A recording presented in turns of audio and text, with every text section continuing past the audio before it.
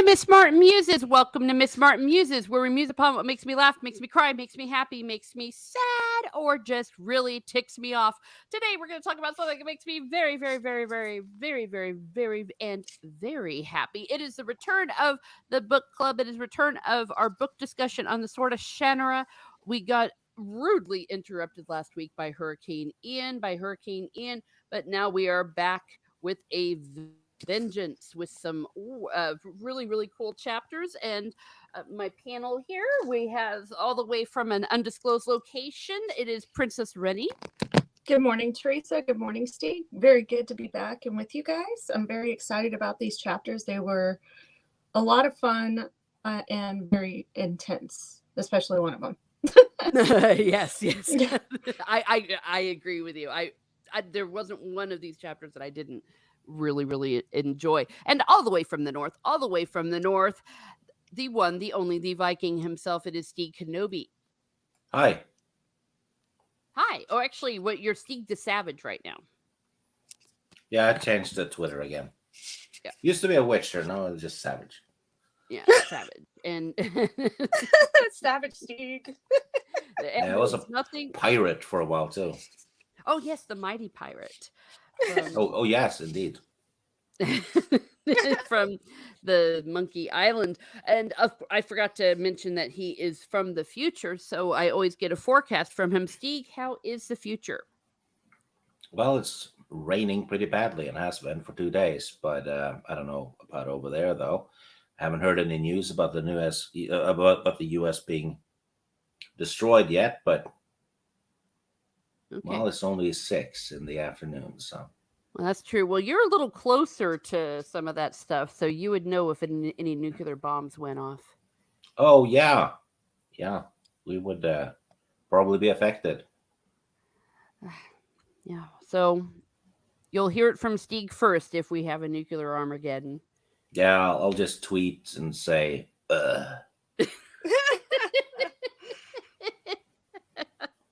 Oh my gosh. Okay, I shouldn't laugh because it's all serious. But if we don't laugh, we will go stark raving mad. And speaking of being stark raving mad or not being stark raving mad, we have the network of nonsense.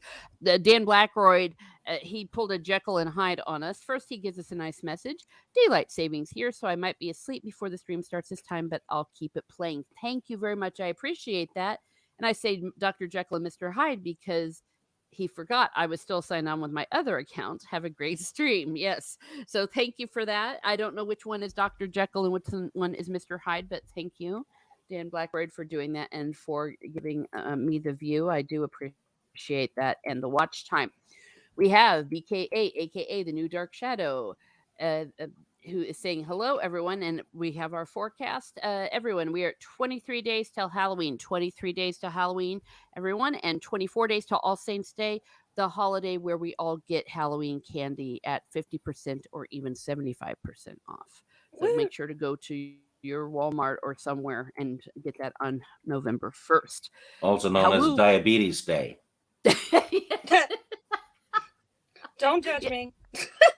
Yes, go get your diabetes on both days because everyone's going to be eating all the candy they picked up from from Halloween. Oh my gosh!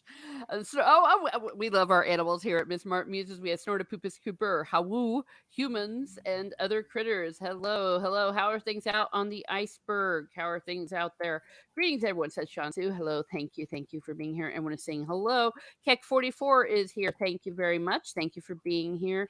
And Jacob Ironside is here. Hello. I was on Jacob's channel last night where we were sharing our fan casting for the characters of Middle Earth. We had a lot from the Silmarillion, from the first and the second age. Had a lot of fun with that. So go ahead and have a look if you would like to. And it was fun because it was also fun to revisit some of those crazy characters from the Silmarillion. Every time I forget what happened to poor Turin, and then when I go back and look at it, I'm like, son of a biatch, that man. He couldn't buy a break if he tried. I had James Purefoy as him. Okay. Yeah. And Baron and Luthien, I was thinking of you, Reni, when I cast Baron and Luthien. It was The guy's name I'm afraid to pronounce around Stig because he's very judgmental, but he was a guy from True Blood, the guy with a Swedish background, as What's his name? Something Skarsgård. Alexander. I'm not afraid to say that, but his last name starts with an Skarsg. It's pronounced Skarsgård. What he said. Right. Yeah, the D is silent. Mm-hmm. Thank you, Stig, for doing And that. double A is an O. Okay. Yeah, we were pronouncing it in a very American accent, and Yeah. Madeline Stowe. It was ridiculous to listen to. I was very self-conscious. Haters gonna hate. Yeah. And I would make fun of the way you pronounce things, except you pronounce them better than we do. You speak English better than all of us. Snail Messiah in the chat is Danish, I believe, and he'll back me up on the pronunciation. I have no doubt of it. I have no doubt. I know that you're right. Let's see, everyone's coming in. Matt G with the bacon. Yes. Bringing the bacon. We always like people that bring in the bacon. Subhuman 84. Thank you very much. Greetings, Starfighters. Thank you for being here. Let me see any. Jacob saying hello to all three of us. Oh my God. Gasp. A Norwegian. Mm-hmm. Here's the thing. The Norwegians and the Danes get along quite well. And everyone gets along with the Icelandic and the Finnish. But all of them hate the Swedes. I wonder why. It's a thing. Yeah. Well, except for Drago. Yeah. Greetings. It's Neil. Everyone's saying greetings. Okay. I am. Oh, yes, I am. He says, Mr. Cool Norwegian is right. Oh, so you're. Don't puff up his. Don't puff him up. Oh, he's just talking about the temperature and the weather. It's all right. It's all right. All right. Sort of people says, I know it's spelled luxury yacht.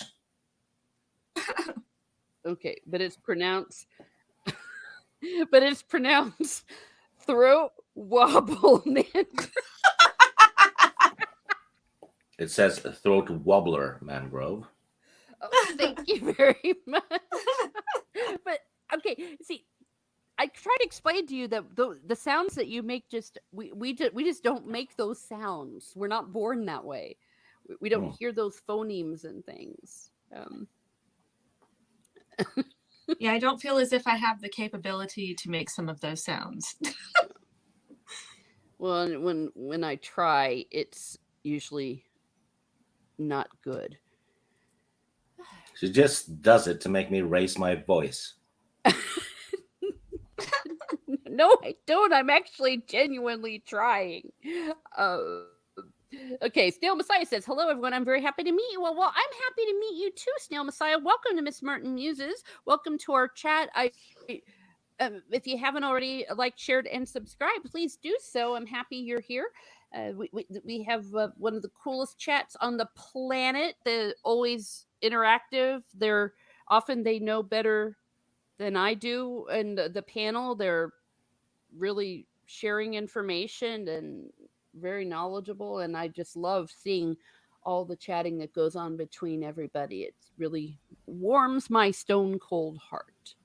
They are really awesome. These are some of the most interactive and participative people because, they could just be listening to us talk about these books going, oh, I wonder if I should read it. But a lot of them are actually reading the books and like, oh, I remember that. And this is how I felt about that chapter. I'm like, that's really cool. So this chat is awesome.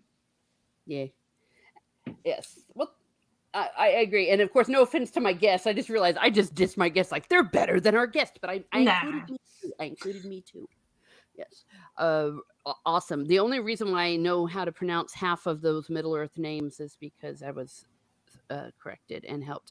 Okay, Snorta Poopus Kuber says, I'm assuming this is a clip of something to do with language.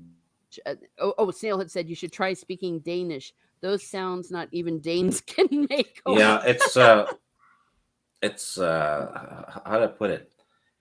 This is absolutely no insult, and I don't think Snail Messiah will take it as an insult. But Danish is like slow motion, slurred, drunkish Norwegian. Oh, so then I Yeah. could probably understand it. No, Oh, you'd have more trouble. okay. All right. Well, I'm just saying you said slow and drunk, so sometimes. Yeah, it's yeah. All right. Well, no worries. It's the drunk obscene phone call of Scandinavian languages. Wow. Well, you heard it here first here at Miss Martin Muses. You see, we're all very knowledgeable here, very very knowledgeable here. One more. See, okay, and then he says, "Oh, Seal Messiah agrees." You see, and that's the other thing. Y'all are very honest. You don't sit and beat around the bush, which is quite refreshing, and don't take offense at things. Actually, I don't take offense at things about Americans too because it's all true. It's all true. For the most part, well, except when people attribute to us things that are just really some weirdos in the cities. It's like, yeah. Okay.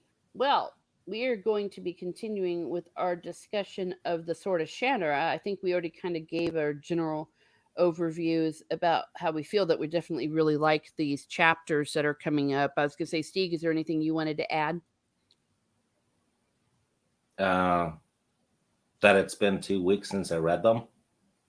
Oh, oops. Oh, okay. Well, thank you for your honesty. Thank you for your honesty. You see here, we don't. No, it's all 3 chapters were good, and in my opinion, they were build-up chapters. Mm-hmm. Which will pay off in the next 3 chapters. Excellent.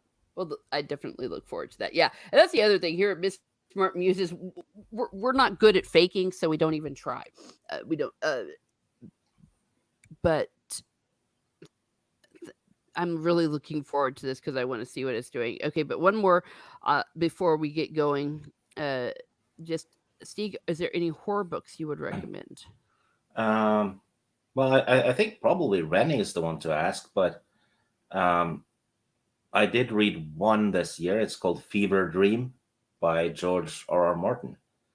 It's about it's vampires on the Mississippi in the 1800s. Fever Dream is the name of a steamboat that they make use of. So that one was good. I wouldn't say it was scary though, but it was a good vampire book. Oh, cool. And he finished the book. In the 80s. He is. So, it is possible. Yeah, he actually is a great writer. He's just slow. Mm-hmm. Okay, Reni, do you want to just throw out one, Reni? Yeah, there's a couple that I really like. It just depends on your mood. So, my favorite of all time is, or my favorite author of all time is Stephen King, as you guys know. I'm not sure if the chat knows, but my favorite book of all time is The Stand. But it's not so much horror as it is an adventure. There are some really creepy books that he writes that are really, really great. But The Stand is a good combination of all of that. Aside from that, I recommend the Dark Tower series, which is really great horror plus adventure. And then I really like, this is a guilty pleasure of mine, I really like the book Abraham Lincoln Vampire Hunter. I know it sounds really cheesy, but it is a great book. The movie did not turn out as great as the book, but the book is awesome and it's a lot of fun. So it's scary, it's creepy, and it's like, could this have happened? That's pretty interesting. But, of course we know it's not, but, it's not real. But it's kind of an interesting twist to Abraham Lincoln's life. So with a little bit of vampire stuff in it. Cool. Well, yeah, and I'm reading currently the original Dracula book, rereading it for 100,000 times. So it's a good book too. All right, yeah. And then so there we are. Snail Messiah says I want to call Stig Swedish just to make him insult me, and he's so good at it. Yeah. Well, that was the thing for a while. People would, Christy started it, and then people in the chat would start calling me Swedish, and I'd insult them. It was like a thing for a year. But then what happened was some guy genuinely thought I was a Swede, and I insulted him on the panel. And then someone told me, "Hey, that guy is talking shit about you in another chat." Like months later, see, he thought I had been butthurt and just raged out on him when I insulted him for the Swedes thing, right? So I'm like, shit, didn't mean that. Oops, he didn't know the He didn't know it was a joke. Always ask people. Always ask. That's why. And I do appreciate. Ara's back. Good to see you. Always good to see you. They're having some chit chat about some dispute on the Schleisberg whatever line. That sounds awesome. And Sub even said a burnout reading Goosebumps. There's Oh my God. there's a horror book called Fairy Tale by Raymond Feist, which is supposedly good. Mm-hmm. I have not read it yet, but I know Lady Toriel has read it, and she said it was great.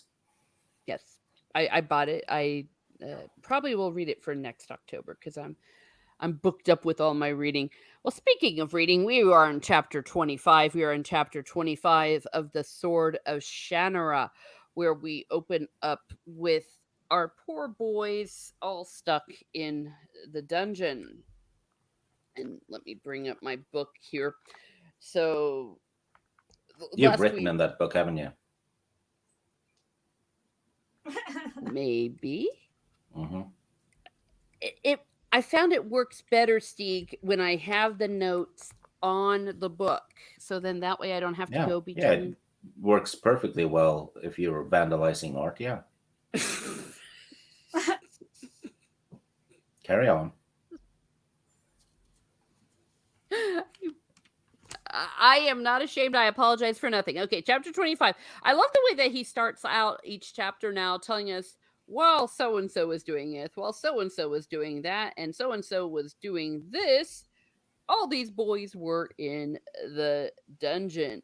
Balinor and his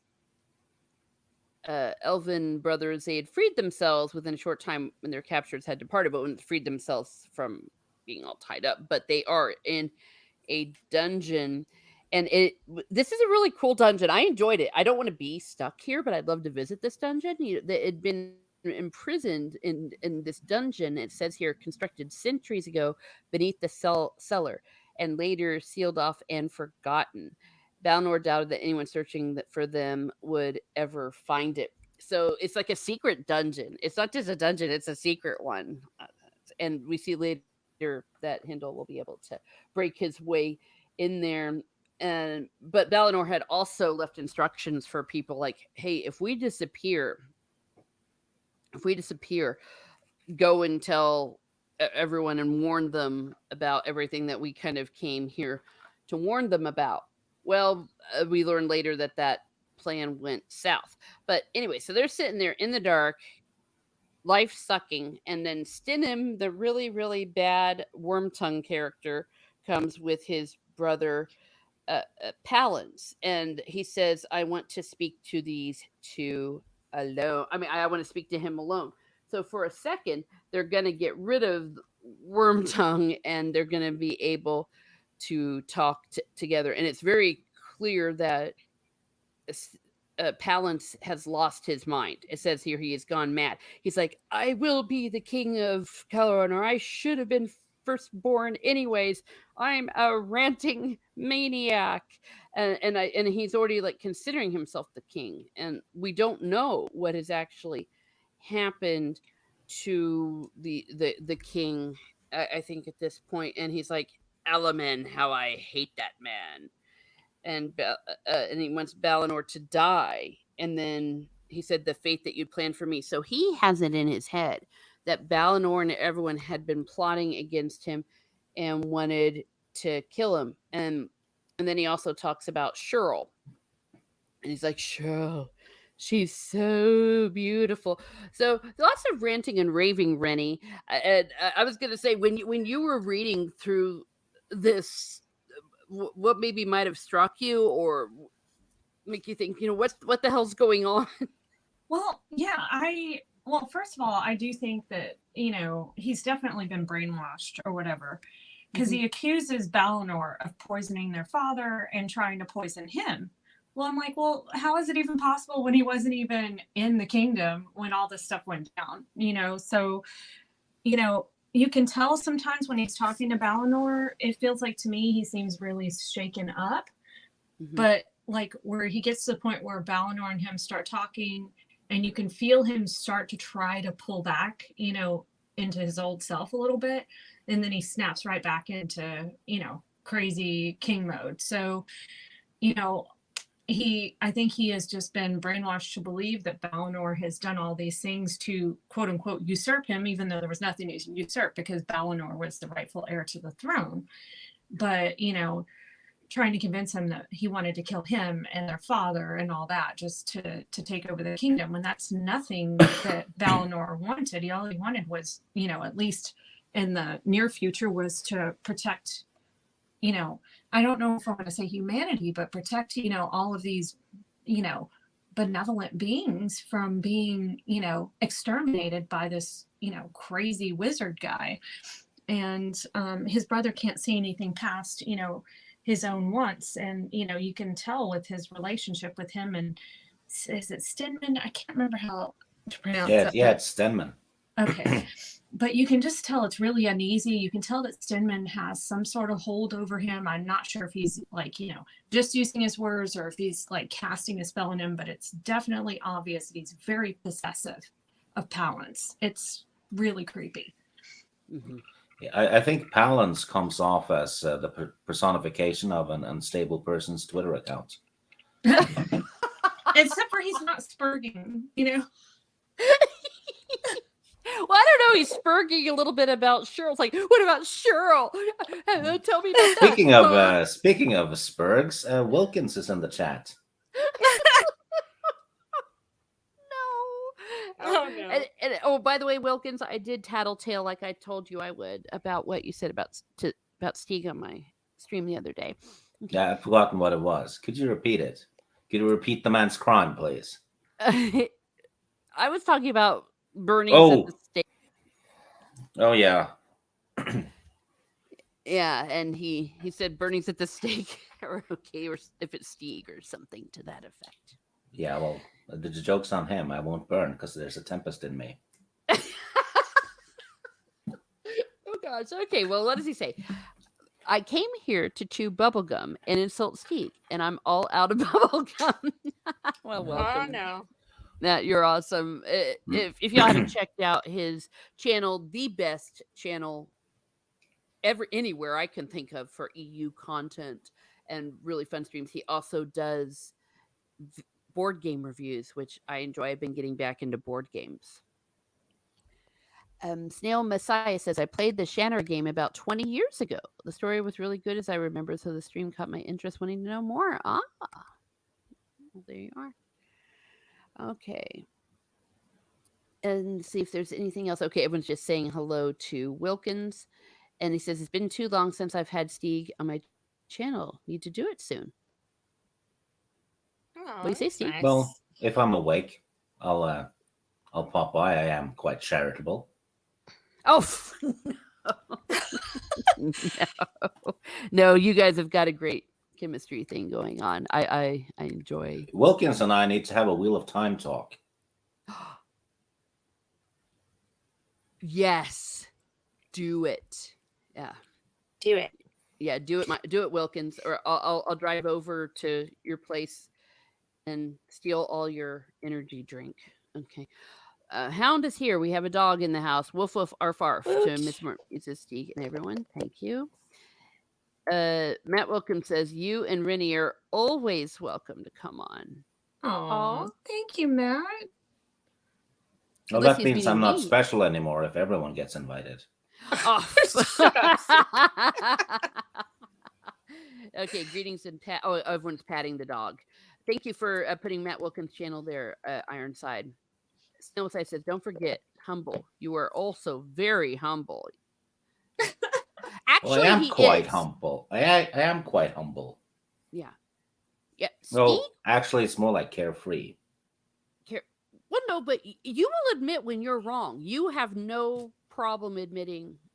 I know that's why people remember it because it's only happened 2 times. Oh, get Oh out. no. Oh, okay. Boy, Oh. bye. Oh, okay. Well, you know what? Okay, that's the last time I try to defend you. Screw you, Steve. You're on your own. All right. So we were talking about spurging. Yeah, he was spurging.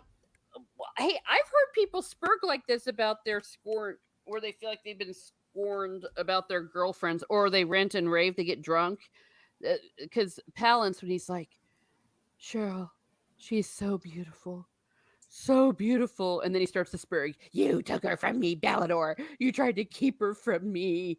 And then she's like, You but know, she is. if only he'd known that she's kind of smooching up to Menion Yeah. on a boat currently. Well, I'm curious, did you guys not get kind of the hint that Palance was kind of forcing the relationship and Cheryl wasn't really into him the way he was kind of talking about it? Yes, that she. Well, I think that's why he's saying this. He's like, you tried to keep her from me, and Yeah. yeah. Well, Creepy. It's kind of Anakin-ish in Revenge of the Yeah, Sith. but except for Padme actually loved Anakin, at least originally when George Lucas wrote it. But, I just don't feel like Cheryl actually had feelings for Palance. No, I think that she was creeped out by it. I mean, free advice for the gentlemen out there. If you act crazy and obsessed, women don't like that. Okay, we see it as a red flag. Okay, Mm-hmm. and then he goes, but she is safe now. And I'm thinking, so somebody Maybe he knows to put her in a sack earlier. Yep. And okay. Oh, and one more insult from Matt Wilkins: if Stig is humble, vinegar must taste like honey. Yeah. Oh, that's a cruel thing to say, Mr. Wilkins. That's a good one, though. Matt, I like you more and more every day. That was funny. All joking aside, I do appreciate everyone that stops by, and especially if you, want to insult. The insults are epic between both of you. Snort Poop says, I thought I was wrong once, but I was mistaken. Yeah, I did. That guy was nuts. Yeah. Yeah, Wilkins is kind of like that, isn't he? No, he is not. I don't think he can. Well, okay, what kind of nutcase is like, she's safe now. She'll be with me because I kidnapped her. That'll show her I loved her. What? Well, he chloroformed, or if he was the one behind it, he chloroformed her. I mean, I'm thinking it was probably Stemnin. Yeah, it was all a big because plot. Palance would have had to been, ruling the city, right? Yeah. So you think Stedman set it up to kind of turn Palance's heart like even darker? Yeah, and he didn't they say in an earlier chapter that Stenman was a bit of an alchemist? Yes. I don't remember if it was Stenman though, because it's been ages since I read the book, but it kind of fits if it was him. Yeah, I don't know so much an alchemist. He definitely was a practitioner, like of magic or something. But yeah, he could make the chloroform. Well, and we don't know it was actual chloroform. That's not the word they used. We just it was a cloth with something, and she passed out. Yeah, which fits for chloroform. Yeah, it's actually great if you're at the store and there's a line. Yeah, that's true. Well, especially like if you're in the express lane and there are people with carts of crap in front of you, it's like, nah, you gotta go. Gosh, we're harsh here at Miss Smart Muses. I've never thought of doing any of that at the store. Sort of Poop says that's my secret to remaining alone and at peace. Being obsessed and crazy. Yeah. That's one way. That's a one-way ticket to being alone. Yeah. Shansu says, I wonder if he did it himself. Jacob Iron says your mother was a hamster and your father smelt of elderberries. I'm not sure the context there, but that's quite an insult. I Oh, think it and- was a Monty Python quote. Oh, Yeah. all right. Snail Messiah says, "Does this rag smell like chloroform to you?" Okay, you came up with that line a little too easily. Has that worked for you in the past? Apparently. um, Hound says, "Snortapoop is have a Snickers so you won't be alone." Okay, yeah. See, so that's what they should have done. But yeah, so he's spurging out, and I think it would be fun if he then loses his shit when he sees Minion and her. Like, what was it? They were on the boat, and Minion had been fighting all day, and she just held him to her chest. It was like, just rest. He would be so jealous. He would be so jealous. Oh yeah. Okay. But they almost get to him. Balinor almost gets to him. He goes, "I beg of you. We were once so close. We were more than just brothers by bloodline. We were friends, companions. We trusted each other, loved each other, and could always work our problems out by understanding each other. You can't have forgotten all that. Listen to me. Even a king must try to understand his people, even when they don't agree on the way things are to be handled. You agree with that, don't you?" And at that moment, it's like he got to him because it says there was a glimmer of understanding in Palance's eyes. And then Balinor goes, "Stenman is using you. He is an evil man. You've got to understand, I'm not your enemy. I did not poison our father." Oh, yeah, that was one of the accusations. They had poisoned the father. "I did not harm Shirl in any ways. I only want to help." And what does it say? There was a glimmer, a glimmer of understanding. And then just at that moment, that bastardo shows up. "I thought I heard you call me my king. You've been here so long." Because I think he knew that it was getting to him. Yeah, and he was probably sitting there at the door, just kind of, eavesdropping, going, "Okay, are they sitting there talking shit?" Yeah. "Are they talking about me while I'm not there?" How dare they? Yeah. Well, and he would be right. Yeah. Yeah. And then it said Palance stared at him uncomprehensibly for a moment, then shook his head and turned to leave. And then in that instant, Balinor, he wanted to jump on the evil mystic and crush the life from him. Hey, that's what people want to do to my cat sometimes. But he hesitated. I know, it's not her fault. She's a cat. But she's just a noisy cat. The guards came back into the cell and led them away. It says, what does it say? And then suddenly Balinor recalled something Palance had said. So Stig here is like, they drop us some details that he accidentally did. A prince from a tiny Southland kingdom, a prince who had rescued the young girl, Minion Leia, sorry, but how could he be in Kalanorn? So I like that, Stig. I like the way that he drops that he accidentally messed up, and that Balinor was able to figure it out, and maybe there's going to be some hope. I don't know. Yeah. Well, villains will gloat and drop info. Yes, and that's always their Downfall. Yeah. They always have to monologue. And then he said, what is it? I want to know.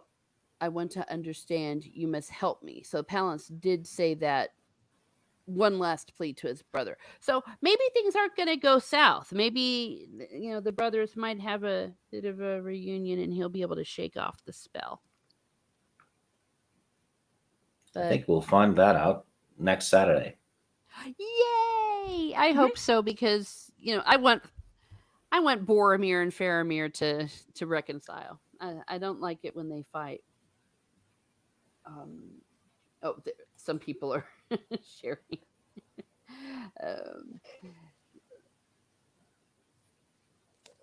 What is your quest? What is your name? Okay, so I think it's something to do with something there, some fantasy. Oh, that's Monty Python and the Holy Grail. Oh, okay. I have not actually seen that in so long. There's only certain scenes that I have like memorized. Um, yeah, I love the way though that Terry Brooks will end a chapter or a section. It's like the departing footsteps died slowly into silence. Any real hope of rescue seemed irretrievably lost. Dun, dun, dun. Except then comes Hendel. I really liked this part with Hendel where it's describing how he got into the dungeon and found the old one, and it told us a little bit about the history of the dwarves that they freak out the idea of being underground and being confined. It gave him like kind of flashbacks. Yeah, it's almost the opposite of Tolkien's dwarves. Yes, because they prefer to be underground or, like in a cavernous environment. So as to these ones are like, yeah, that was a bit traumatic. We don't want to go in these areas. So thought that was interesting. Yeah. Yeah, I thought it was clever. And part of it was situational as well. Yeah. And so Hindle, he even though he was able to go and warn people. See, what does it says? To his dismay, he learned that a massive force of trolls and gnomes were marching directly for the city out of Dragon's Teeth.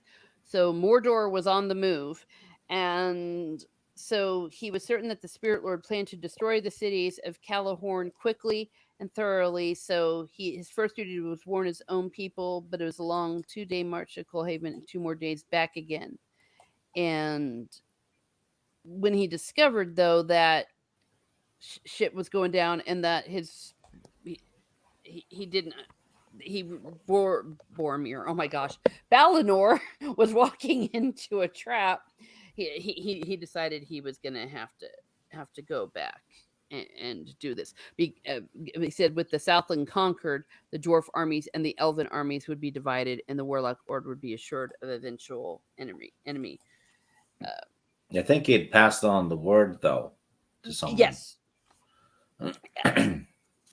Yeah, so he did his first duty to do that, and then he was like, now I've got to haul ass back, and I'll save you, and then we had that thing with the dungeon, which I thought was just really, really cool. I thought it was cool because you couldn't tell, like, for me at first, I'm like, who is this person that's trying to sneak into the castle? Mm-hmm. Because, they're going about it all like, I'm like, okay, well, at first, is it a skull bearer? Okay, maybe it's Alanon. Okay, who is it? And then it's like, Hindel's back. So that was kind of nice. But I will say this chapter really freaked me out. I'm claustrophobic, so the thought of going down in the dungeon just like, I don't know, it's just a very claustrophobic feel to it. It's like there's no light, you can't see anything, everything's rusted shut, it's sealed. Basically without a torch, you're kind of screwed. Yeah, if you think about it, he and his race have almost like a phobia for it. Yeah. So, but he does it anyway. Yeah. Wow. For the good of mankind, I guess, or for his own integrity.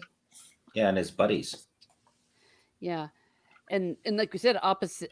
You all said opposite to Tolkien, and a lot of it again it was situational. It says the terrible memory of when for untold years the dwarves had lived like this, following the devastating great wars in order to stay alive, and only to emerge half blind into a nearly forgotten world of light. And that terrible memory embedded itself in the generations of dwarves, leaving them with an instinctive fear in unlighted, confined places, where they could never be completely overcome. So you could be a dwarf, Reni. Yeah. I guess so. Yeah. I mean, cubicles where lives could be shuddered away and forgotten as surely as the dead. Ugh, that's so sad. And then it was awful because he finally gets there. Yay! And then it's like, well, fudge. He got entrapped. There came a sudden grating of stone on stone and a heavy thudding noise. as if a tomb had been closed. And the dwarf stood helplessly beside his three friends, shaking his head in stunned disbelief. And then he had a torch that was almost burned out, and soon they would be left in total blackness, and the waiting would begin again. Dun, dun, dun. Stig, they're fucked. Or are they? Well, you'll find out before Saturday, I think. Yeah. Okay, yeah, I keep forgetting you know the future in more ways than one. Yeah. Yeah. Well, there's not that much left of the book. I think we have 2 streams left of this one. Correct. Yeah. Well, and I really got a sense of helplessness at the end of this because I went through all of that with this dude. We went down that mossy, creepy little staircase, and everything was dark. And Reni had trauma, and then only I only just now learned of your trauma, but the same idea. Reni, you went through this too, and then only to get closed up as if within a tomb, and knowing that any second your light's gonna go out and you're gonna be stuck. So they're all fucked now. Yeah. That like really, I was like, all right, so we finally found the entrance to the dungeons, because the cool thing about Hindle is he's been to this castle before. He as a friend to Balinor, and he knew his way around, so he was smart enough to think to go to the cellars. And then he was like, isn't there like a secret dungeon around here? Where is it? And it took him forever to find that. Then he finally found the entrance, and when he found his friends and was able to like start getting them out, it's like, nah, we got you. And it's like, oh man, so close to saving them, and now they're gonna be trapped. So Yeah. Buried alive. Buried alive. Con. All right. So before we move on, I always like to ask anyone if they have anything more to say. Stig, I didn't know if you wanted to say anything about this chapter before we continue. No, it's another one that ends on a cliffhanger, isn't it? Mm-hmm. Yeah. Yeah. And Reni, speak now or forever destroy your happiness. I think this chapter was very bleak, and it gave me a little bit of hope just to crush it. So it's a little bit sad. Okay, that's it. Did you hear that, Terry Brooks? How dare you? You gave her hope only to crush her. You bastard. Good writing that he made us feel that. True. We're fudged. Yeah. And this is his first book, Mm-hmm. It's pretty good for a first timer. Yeah. I agree. Sort of Poopus says so many cliffs, so many hangers. Yes. Jacob Ironside, I got off looking at Shakespearean insults. I'm back now. Oh, okay. So, well, I'm glad y'all are having fun there. Yeah, there's been a lot of Monty Python things going on, I think, in the chat, and Yeah. that's great. Glad y'all are having fun. It would go along with a lot of this. I found my coffee, because that's a tragedy when I lose my coffee. This is actually a Twix flavored coffee I'm drinking right now. Wait. Oh, what? really? So they do have chocolate type flavored coffee, just like I said. Oh, yeah. Well, have you ever heard of a cafe mocha, Stig? It's pretty much a chocolate coffee. Yeah. I know, he's vindicated. Well, he used to joke that, you go and put a chocolate bar in your coffee. I'm like, no, I don't. And then they came out with these for the fall. And there's also one called caramel apple pie, which is better than it sounds. But we digress. Let us move on to chapter 26. So I am drinking a Twix flavored coffee as we continue. And we are back with our boys. We're back with Panamon and Shay, where it was right after they finally realized that Oral Fane, aka Gollum, had the ring, the sword of Shannara, and Shay's kind of beating himself up. He's failed them. He's failed them all. And then he recalled suddenly the strange prophecy related to them in the Valley of the Shale, and he's like, "Oh my gosh! For frick's sake!" This was all foretold, but I had forgotten. But Shay had forgotten it in the stress and excitement of the past few days. And maybe that was a Freudian slip because remember, I kept forgetting and I kept misunderstanding it, even though it was really, really simple. And so now he understands. He's like, we've got to go after him. And Panamom agreed because he was like, no one gets away from me. He made a, what's he say? He made a fool of me. I'd rather cut my own throat than let the little rat get away from me. Now, when I get my hands on him, I'll leave him for the worms to chew on. So it's like, dude, really pissed him off. And it injured pride, but Shay decides he'll take it. And then, so they head out after him. And this, for me, Reni, is one of the creepiest parts of the book. I don't know how you felt about this mist thing. Yeah, that it was really uneasy. Because especially like, so you get to kind of get a glimpse into Oral's experience with it, basically saying to go through this is basically like saying, well, I'm okay with dying if I have to when I come through here. This is where I belong. That's kind of what he said, something to that effect. And I'm like, but he could like feel things touching him and all that stuff, and I'm like, oh, that's not fun. I don't want to go into that. Very big sense of dread, just so to speak. Yeah. Well, and then when they kind of saw and realized what was happening, and they tied a rope to each other, and then it was like they almost experienced death. They were Padma'd. They lost the will to live in that mist. But the Elfstones saved them. Yes, that was really cool. I was gonna say, I'm gonna ask Stig, with the Elfstones, do they have a life of their own or something? I didn't know what was. They seem to just almost like they want them to win. Well, it'll be fleshed out more in the later books. Mm-hmm.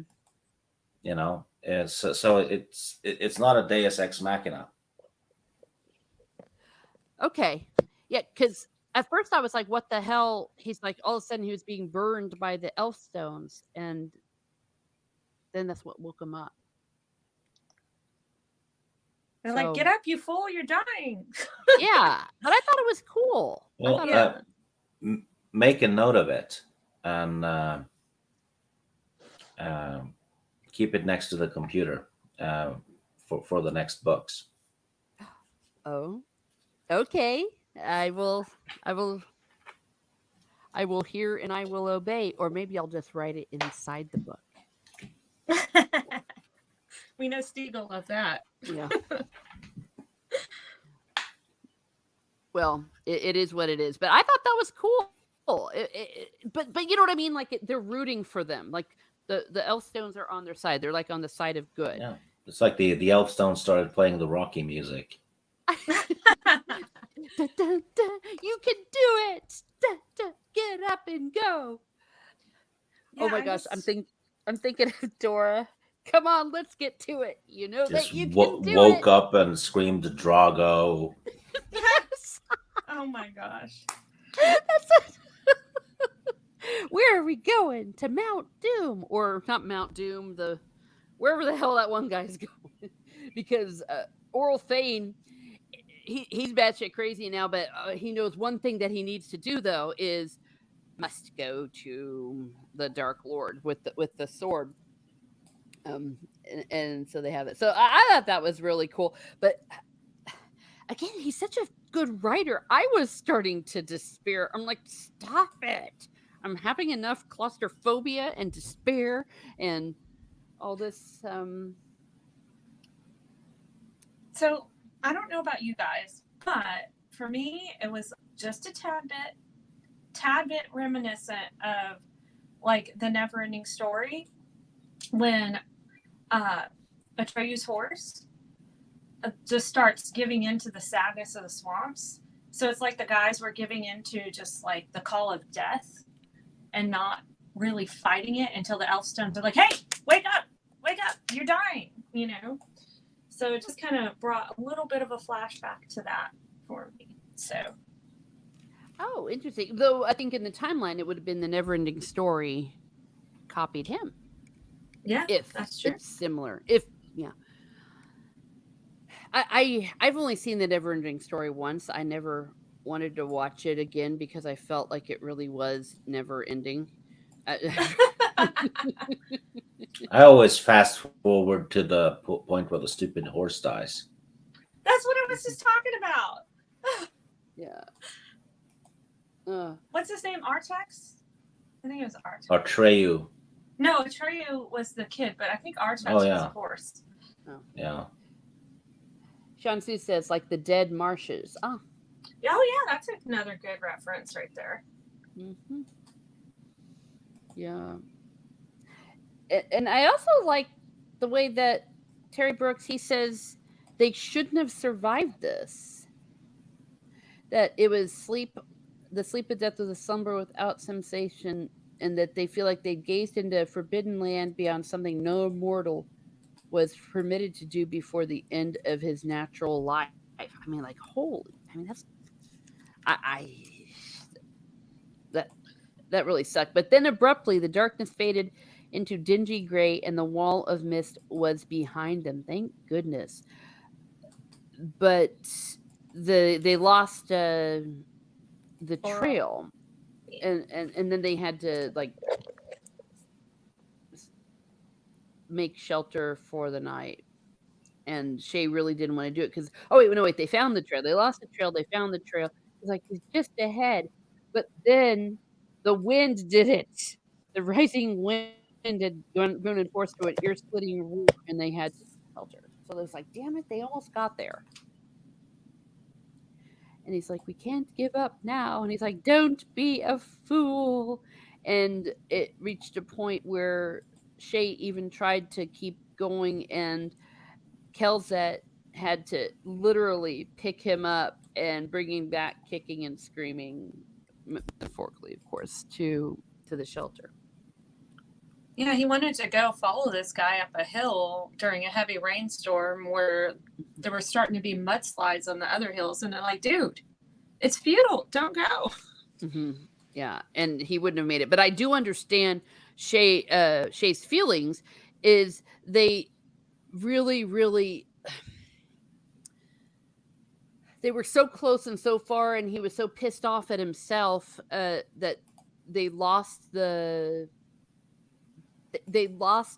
sword when it was so close. And I can understand how you wouldn't want to stop for that, but and then they took shelter in, did they take shelter? Was it a cave? I think they found a cave, didn't they?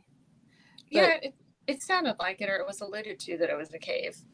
Yeah, very similar to, and as it all roared, and I started having flashbacks to last week during Hurricane Ian, where we were shut in with the hurricane shutters, and it was all dark, and you just heard the wind howling, and I'm like, oh my gosh, it's Hurricane Ian, come to get me.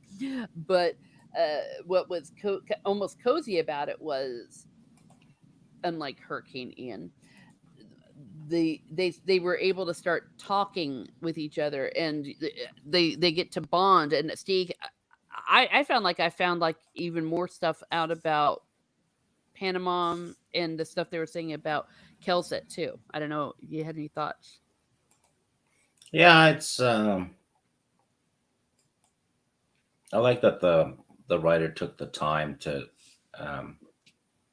flesh out the characters a bit and the character relationships, I guess. Because a lot of writers would just skip and then skip through, then they, the next day it wasn't as stormy or whatever, right? But he made use of maybe the much needed break, because they've been on the move quite a bit. Yeah.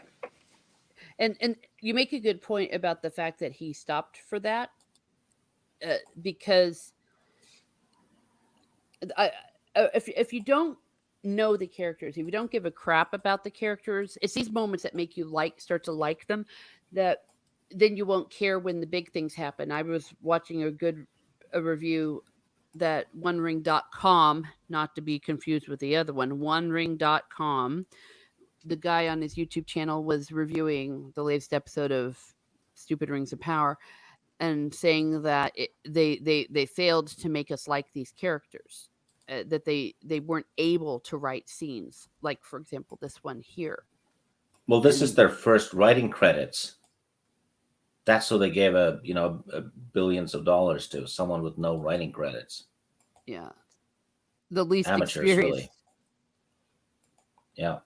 Yeah, and we see the results that they don't understand. Well, first of all, to write likable characters is hard to do, because we can always fall in love with our own characters. It's like, oh, I love them, but to make someone else like your characters, that's skill. And that also, going back to these idiots having this as their first writing credit, it's like you just don't wake up one day and become a great writer.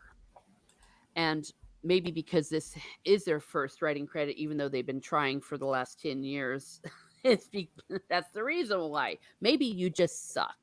But Terry Brooks does not suck, and he gave us this. Before I go on, I wanted to acknowledge Matt G. Thank you for being here, and thank you for giving us some coffee. Oh, good point, though. Sean Sue says this was his first writing credit, though, wasn't it? Terry Brooks. Yeah, Terry Brooks, yes. Yes. But they didn't give him $1 billion to do it, did they? No. That's true. Yeah, it's. I'm pretty sure if they had Terry Brooks write the script for the Rings of Power, probably would have been better than the two chumps writing it now. Oh yeah, I'm sure he respected Tolkien's material. Which is probably why he and other writers didn't take it on. Oh, they were never asked. It's they tend to just well, in this case, the people that got the gig were recommended by J.J. Abrams after they begged him to do it. Mm-hmm. Yeah. So good point. Yeah, I was actually even thinking something like that. Good point to Shansu, what he said about it being his first writing credit. Yeah, he wasn't trying to write the novel Tolkien never wrote, the greatest prose writer of the 20th century either. Yeah. Terry Brooks just wanted to write an adventure story. Mm-hmm. That's been a constant thing in his interviews. It's he just wanted to write an adventure story, and he was inspired by Faulkner. A lot of people think he was inspired by Tolkien, and it sure as hell looks like that, but it was Faulkner. Mm-hmm. Yeah. Well, and there's also the paradox that if you start out trying to write a masterpiece, you're saying, this is a masterpiece, I'm going to write a masterpiece. You're going to fail. But if you go out to write a story, as you said, what Terry Brooks did, then you'll do something good. But there's also something to be said about skill. Obviously, Terry Brooks is good. Yeah, and Terry Brooks refused to call himself a writer until he had at least 3 books in print. So you can compare that, if you see someone go, yeah, go read my new book, it's brilliant. It most likely isn't. Yeah. Yeah. And that even Terry Brooks, very good point, that there's something to be said about humility. But also, well, there's a reason why Terry Brooks didn't do one book and then never heard from again. He was good. His second book was rejected. No way. And he said that pissed him off. He was like, how could you do that? I have had a bestseller. And the editor, who was Lester Del Rey, Del Rey Publishing Oh. said, "Yeah, mhm. this second book just doesn't work," and Terry Brooks set out to prove him wrong.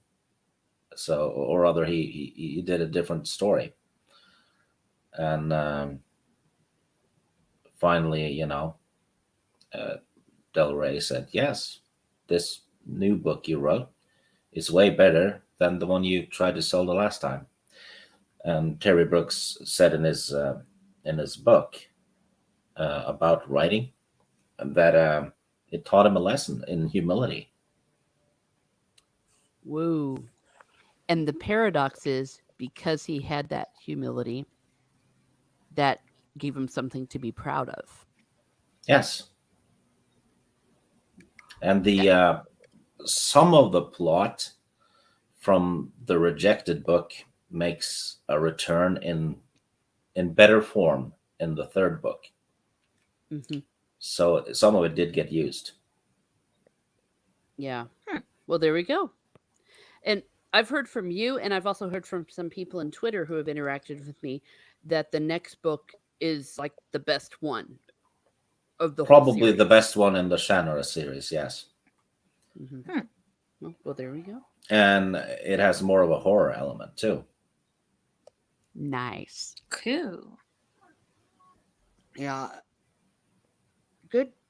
See, this is making a lot of thoughts go through my head, but I don't think it's a digression because it goes along with this moment of pause that he was able to create in there. That and but he also manages us not to just to get to know him better, but and sorry, get to know his characters better, to like the characters, to take a pause from the action to move forward. But what they say about Kelset, he has a way of working it in to remind us we still don't know what the hell is going on with Kelset. That's a little mystery he keeps dropping for us to remember. It's like, what is the true story? And it says here that there is something in his past, a terrible secret he had chosen to share with no one. Something unspeakable had happened to him. And both men could sense that it had something to do with the warlock lord, if only in an indirect way. And saying there had been fear in the skull bearer's eyes when he had recognized the massive troll. Dun dun dun, Reni. What do you? We got ourselves something going on. Yeah, no, I agree. I am very excited or very curious to learn more about Keltset myself. Um, because I think the fact that he doesn't speaks volumes sometimes because he hides a lot. Mm-hmm. And I don't know if it's because of trauma or because of, just,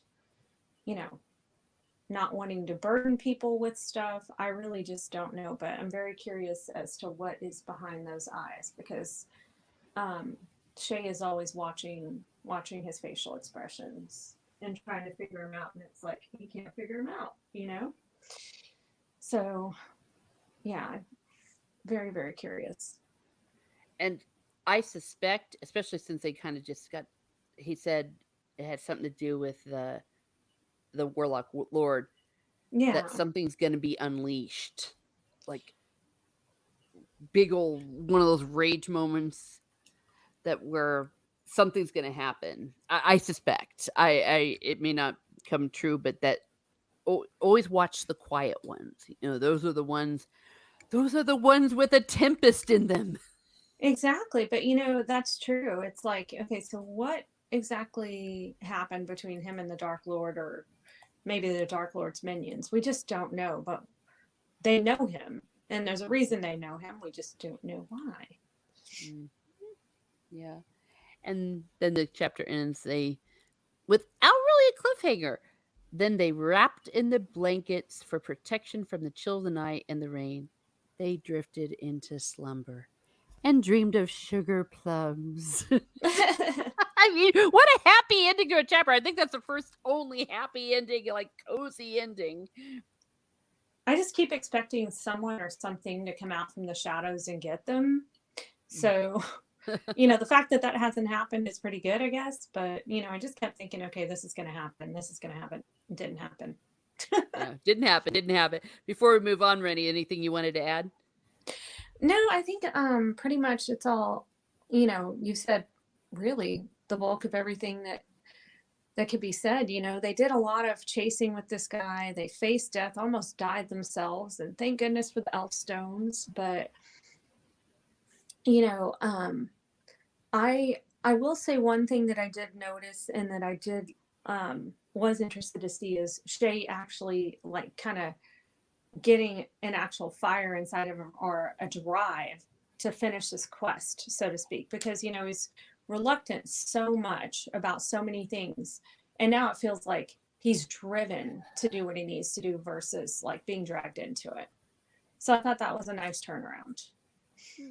Yay. Yes, cool. Stig? What she said. Well done, Reni. You're doing your artwork for us. Okay, no, I mean, well said at all. I was creeped out by this. I think it was funny that we're a little bit in the Halloween mode right now, and then you get this creepy ass mist. No, thank you. All right, well, let's go ahead and move on to chapter 27. We finally get to see that Flick did not get beheaded the moment he stuck his head inside the tent, so the story does continue. That would have been awful. But this chapter is tense too. This is the really tense chapter for me because I'm just like, very tense. Any second they could figure out who he was. Yeah. Well, yeah, that and all the stuff that goes down in it. But yeah, the fact that, he realizes he doesn't look anything like a gnome. And, if he were to take his cloak off, someone would be like, you're human. You're not a gnome. You're a phony. Right? Yeah. Well, I thought it was hysterical that what ended up happening was someone's like, here, take this platter of food in. And then it made me hungry because it was like meat and vegetables and gravy and all sorts of good stuff. It's like, wow, these gnomes eat well. But while No-made meals? he is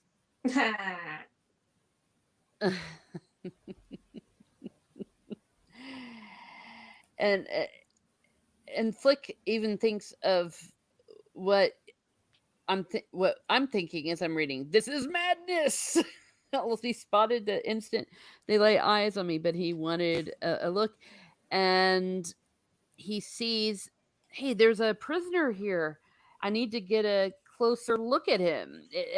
He even thinks for a second, could it be Shades? Probably not, but it's and his there's this like little gnome guy who was working with him. Like all of a sudden, almost his little companion all of a sudden came up, and he's like, "Are you out of your mind? Like, let's go. Let's not disturb these people." And but Flick is all, no, we need to feed this dude because he wants to get very.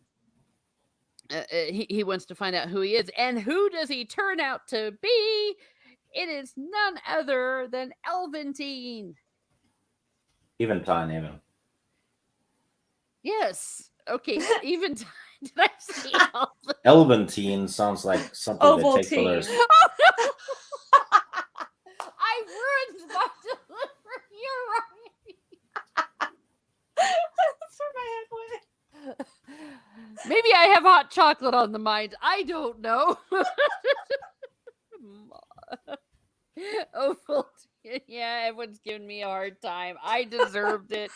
I ruined the moment. Eventine. Yes. Hey, no, I can't defend that. So never mind. I'm not going to. That was just me being me. And so he has to feed him. And what I like about when Flick is looking at him, it says his eyes, it kind of freaked him out. There's like a fiery strength of character and inner conviction that reminded the Veilman rather strangely of Alanon. The eyes of the Elven King frightened him.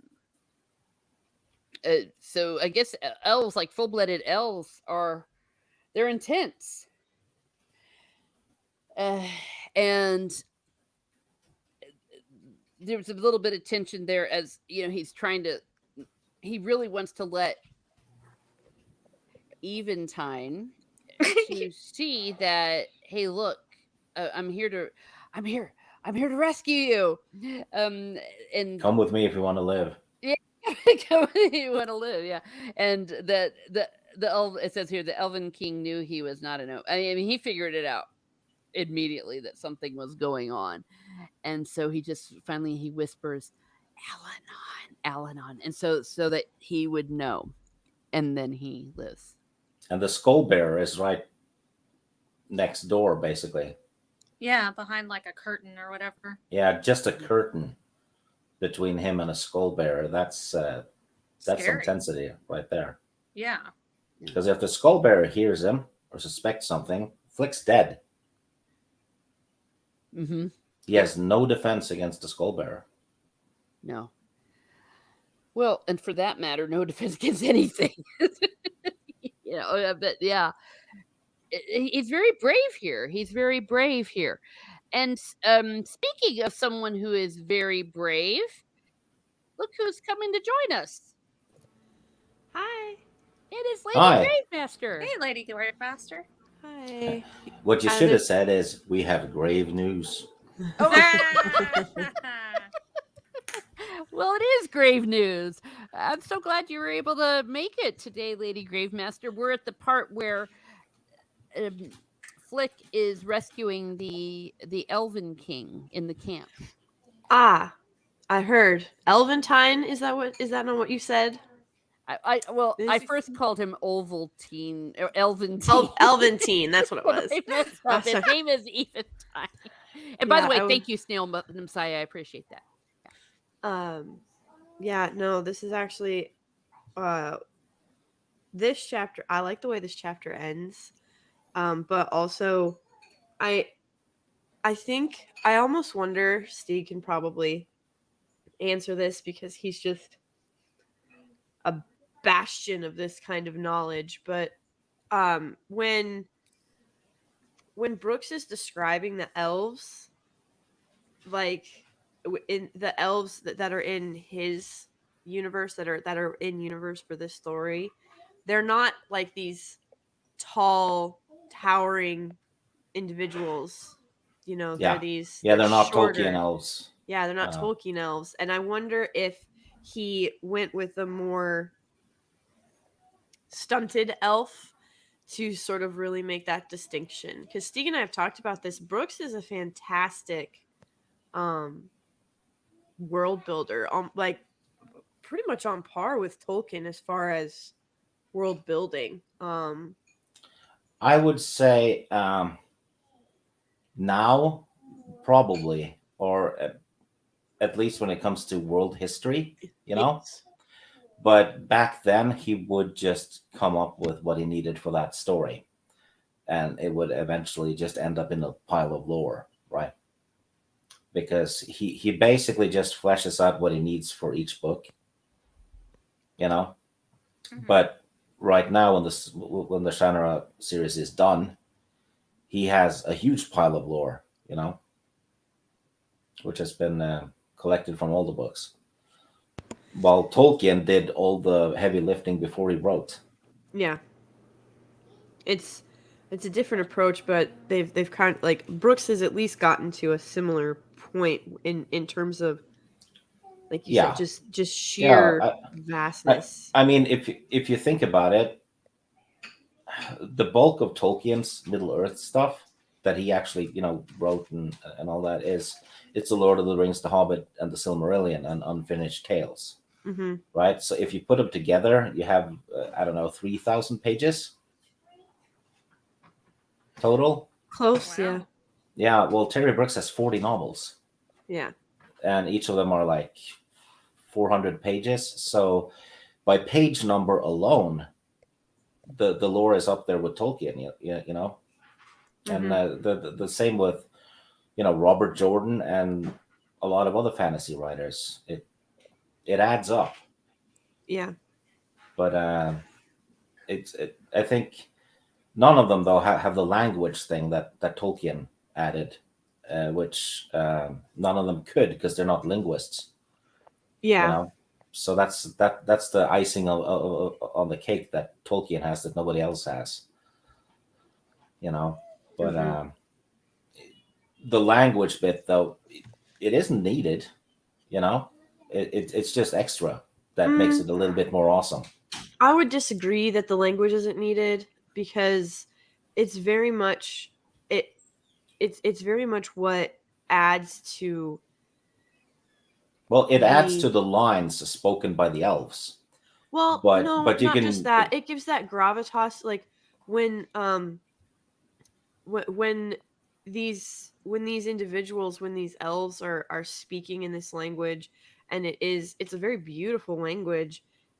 It gives that sense of um ethereal, of like like these are beings from a different world, from undying lands. would They sort would of you just say it adds validity to their believability?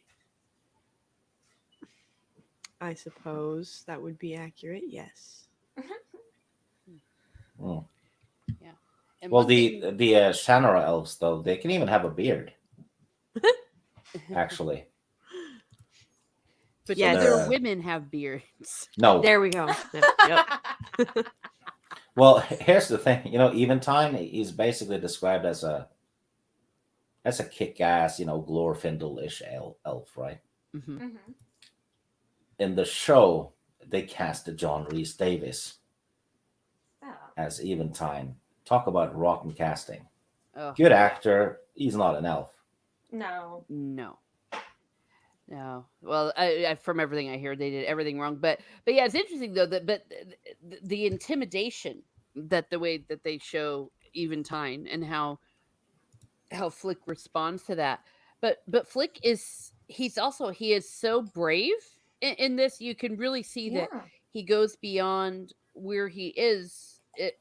Well, he reaches his breaking point because they go into great detail about how he's able to break him out, and the tension was, and you could cut the tension with a knife, and they get attacked, and Eventide is harmed. He is hurt, almost not quite mortally, but he's starting to lose a lot of blood, and then Flick kind of reaches a point of panic, like after they've been through enough of those little skirmishes and enough of that, he starts to like totally lose his crap, and Eventide is like, slow down, calm down, and there's this final mess that Flick leads him into because he goes like into a whole bunch of the gnomes like a bowling ball, and they think all is lost. And yeah, I'm not going through some of the details of some of this tension because I mean it's just good tension. It's just really well Mhm. built, but right in the middle of all of that, and as they realize they're being overwhelmed and Eventide is losing blood and he's like, I'm done for, and he's all being all badass and everything, all of a sudden uh Flick yells out, Alanon, Alanon. I almost said Elbereth, but no, he yells out Alanon. And holy crap, this is one of the coolest parts. He says, in an instant, the hazy darkness between them exploded in a blinding flash of fire that seemed to erupt out of the earth. Columns of crackling flame shot upward into the night like giant pillars, thrusting through the darkness and fog to reach the heavens. Now, we've seen Alanon use magic before, but this was, to me, this was like, holy moly. And of course, like, talk about a man that can make an entrance after all of that, right at that moment. And see, from out of the rolling mist and steam emerged a giant black form cloaked in flowing robes and reaching outward as if he were the angel of death. And then he saw it was Alanon. Reni, what the actual F?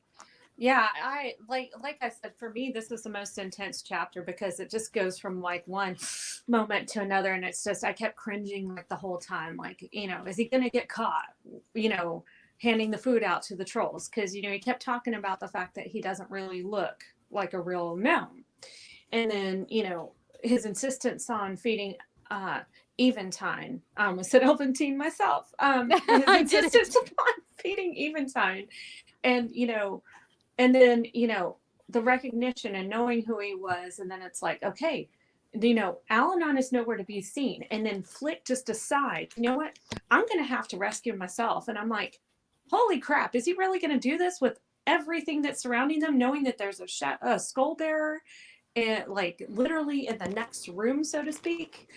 And he just cuts that hole in the tent, goes in and gets them, and they start fleeing and fighting their way out. And it was really, really intense for me the whole time. And it was nerve-wracking because it's like, there's no way these two guys are going to be able to escape. Where is Al-Anon? That's what kept going on in my head. Where is Al-Anon? Where is he? He sent Flick in. Is he just going to let him like despair, or did he leave him behind? There's no way he would have left him behind, right? Mm-hmm. And that stuff just kept going through my head. And, even though Eventine could hold his own and he was a great warrior, they weren't a match for all the trolls that were in the camp. So finally, when he called out to Al-Anon, I was like, oh, please let him hear. Please let him hear. And all this crazy stuff happens. And it's like, yes, it's Al-Anon. And so, Al-Anon's entrance, though, he just walks in and nukes the shit out of him. Yeah. That's a hell of an entrance. It is. It's a great one. But, up until that point, it just felt like they were hopeless. There was, even though they were fighting their way out, they just couldn't win. They were fighting a battle they couldn't win. And I was like, they're not going to be able to get out of this without Al-Anon. So finally, when that happened, it's like, oh, thank goodness. And it was amazing when they finally made his entrance. Oh, I have a question though for you and Teresa, who hasn't read the books yet, and both of you have expressed, doubts about Al-Anon all through the books, that you didn't quite trust him and you didn't like him that much. Do you like him more now after he did this? Well, a little bit, but I'm curious to see how, if he's going to scold Flick for the way that he handled himself, or how he tried to rescue Eventine. I'm kind of curious because Al-Anon always has like a an authoritative, like, well, you probably shouldn't have done that way, and I'm a little disappointed in this, and it should have gone like this kind of thing going on. It's like he lectures everybody, so I'm not sure how that's going to go. So I'm a little weary of that, but I am glad that he saved them. Yeah. Well, to answer your question, Stig, yes, I have no doubt that he is a force for good at this. Because when he said the thing, "Angel of Death," I definitely had the sense of the traditionally what you think of when you think of as an angel. So, and the fact that an avenging angel against these dark creatures, I definitely the imagery definitely appealed to me. And I, as a person, do I like him? I don't know, but I definitely think he's a lot cooler after this chapter. It's very 80s action movie-ish. It's like a hero shot of Al-Anon, kind of like Arnold with a minigun. Like they have like this big explosion, and then the hero like makes his appearance. Steps into the light. Yeah. Yeah. I can see that. I've come to kick ass and chew bubble gum, and I'm all out of gum. Yeah. Yeah, Lady Gravemaster, I was going to say, what were your thoughts about that big moment? I love it. Like the first time I even read it, I was like, yes. Here's the thing. The very first time I read these books, I loved Al-Anon. Everything about him. Okay. I was like, yes, this is my guy. I don't know why. He's efficient. He's capable. He's focused. And he doesn't put up with whining. No. Flick actually irritated me the most out of all the characters, if I'm going to be perfectly honest. I thought it was awesome when, because everything you're saying about Al-Anon is right, but then you have that bit in the earlier chapters where Menyon just looks at him and says, I don't answer to you. Mm-hmm. That is a more badass moment than people realize. I think. Realize. And the TV show did not help. I strain to call that a TV show. Like, I'm not sure what that was. I think it was like a Well, they I they don't actually know. did the same shit with the Sword of Truth. I know. But regardless, it oh man, like Al-Anon through this whole thing has just been like that stoic, strong point to return to. And the only reason that Al-Anon the only reason that anybody I think would have misgivings about Al-Anon, I don't think we've gotten to that part yet. So Yeah. but Well, he's really stoic, and he's also extremely intelligent. Like, if someone is quiet and stupid, you're not curious about them. You know that they're going to make a stupid decision or a stupid mistake, and it could cost you. So you try to prep for that. You recognize them as like a blind spot, or you Oh. do or you completely ignore them. Kind of like in 300 when the Hunchback or whatever, he gets dismissed and he's like super desperate because he wants to fight in battle or whatever, and then he ends up betraying the Spartans, right? So if you get someone who is like quiet but stupid, they're less mysterious. And usually if they do something that has grave effects, it's because they've either made a stupid mistake, or out of pure jealousy and self-interest and spite, and made a stupid decision because they were too Uh-oh. you know what I mean? yeah. But when it comes, well, I'm just saying. And then No, and we then of lost course you. We lost Yeah. your audio. You dipped Oh. out for a second. Yeah, Gosh no. darn it. Yeah, So we and don't know what you it's said. like she's like, you know what I'm saying? No, we didn't hear it. I was No. like, oh no. Sorry. Well, so basically, essentially, like if someone is quiet and intelligent, you have misgivings because they don't communicate with you, and you wonder just like, what exactly are they thinking? How far ahead can they see? You know, do they have do they have a an ulterior motive? Is there a plan? Is there a bigger plan that they're aware of, or that they're machining that we don't recognize? You know what I mean? So like if someone is stoic and intelligent, you kind of tend to fear them. If they're quiet but stupid, you're not really afraid of them. You're just afraid of what dumb mistake they're going to make, or what selfish dumb decision they're going to do, because they're stupid and short-sighted, and so they can't see past their own wants and past that own moment to recognize that they are helping tip a domino effect that has way bigger consequences than them simply getting the gold or getting the recognition or getting whatever it is that they wanted. Yeah. But then if you have someone who is extremely intelligent but talks a lot, you tend to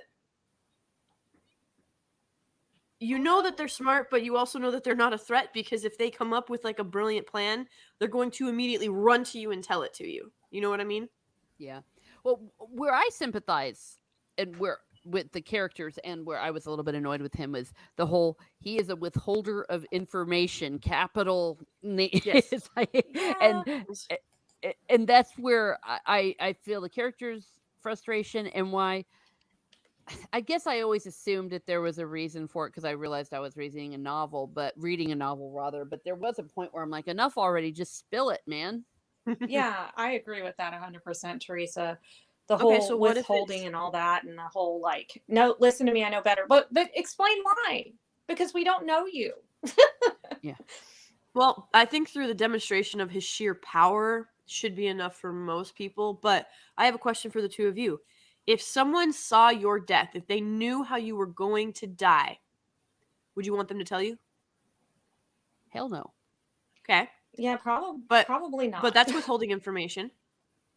If Yeah, someone knew that you're going on this quest, and you've like, whatever, maybe it's a bucket list thing, maybe it's, like, I have to go, this is what I'm being called to do, and they knew that you weren't going to succeed, would you want them to tell you? No. Well, no, Okay. I see. Yeah. I or see what or you're if saying. or if you're going on a quest and the person knows that, yeah, the two of you are going to croak, but because of that, those five over there are going to survive. Would you want to know? Oh, I- this is making me nervous. yeah, I was gonna say. I'm like, oh no. Well, I'm just saying, like you guys are upset. This is the dilemma that that leaders face all the time is, and I'm not talking about, for national security. That's not what I'm talking about. I'm talking about specifically, like, we can take the example of what they're doing right now. If you are on a quest and you're with these people, how much do you tell them? Do you tell them that three of them are not going to survive this? Do you tell them that one of them is going to be eternally corrupted by evil because of this? Do you tell another that they're going to be they're not going to have use of their left arm and their right leg after this? Like, this stuff doesn't necessarily happen. I'm just throwing out examples. So if Al-Anon has this information, because here's the thing, we as humans, like, when we get information like that, we tend to make decisions as if those things are right around the corner. Yeah. And then we tend to turn into, oh gosh, now I can't think of the myth. Perseus? He's the one that the grandfather threw into the sea with the mom, right? That was Perseus? Yeah. Yes. Yeah. So, and it became a self-fulfilling prophecy, right? So the seer told the king, hey, your grandson's going to overthrow you. And then the grandfather was like, okay, I'm going to throw him into the sea. And then it became a self-fulfilling prophecy, right? Yes, exactly.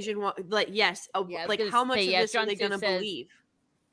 Yeah, what will they believe that they may not? That's what Hyunsu said. Yeah, that they may not believe what he says. No, and I see that. I see exactly what you're saying. I'm just saying it was a little annoying, but to tie that in with Stig's comments, but obviously, especially after this, you definitely see that he is a force for good, and we're starting to see, if you will, the light at the end of the tunnel. If literally a light at the end of the tunnel, and I thought that this was a great climax to this this chapter, and almost a highlight, or a turning point, perhaps even, to the book as we're getting toward the end. When I reach these points in the chapters, I always like to ask the panel if there's anything they want to say about this chapter, or if or if they want to say anything, how this chapter advances what we've known all along from the story from the beginning to end. I'm going to go ahead and start with Reni on this one, is for any last thoughts about this chapter or anything in our journey so far. Yeah, I really appreciated being able to see, like, because, kind of like you, Lady Gravemaster, Flick was not my favorite. So, seeing him actually display courage and bravery and cunning and, wanting to do the right thing, I think that's awesome, because, before he was just like, this doesn't concern me. Why do I care? Or why do I need to leave home? It's kind of like, not really Samwise Gamgee, but kind of like Samwise in that whole respect of, like, I don't want to leave outside of my little bitty town. I just want to live here and be left alone. And so he got out of his comfort zone, and, he's been really cranky about it for the most part. But to see him flourish and to see a bigger picture as we're going closer and closer to the end, it's like, okay, now he's showing his qualities, and now he's showing his, what he's truly capable of. And, maybe he's not just, a sheltered shut-in, that, doesn't, know anything about the world. Maybe, maybe there is more to him than just being a small town person. And I did appreciate seeing that about Flick. I will say, the last few streams have really gotten me to also look at Al-Anon in a different light. He's still mysterious. I still don't 100% fully trust him, but I do feel like he isn't an evil being.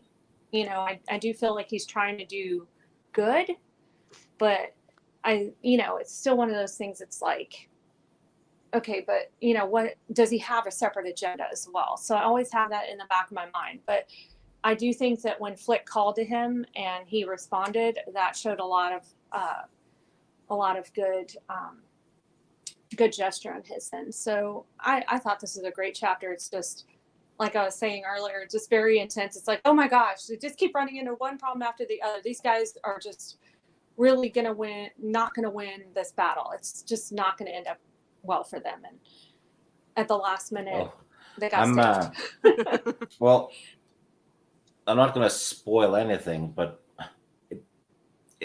if this book is stressing you out, wait until you get to book 2.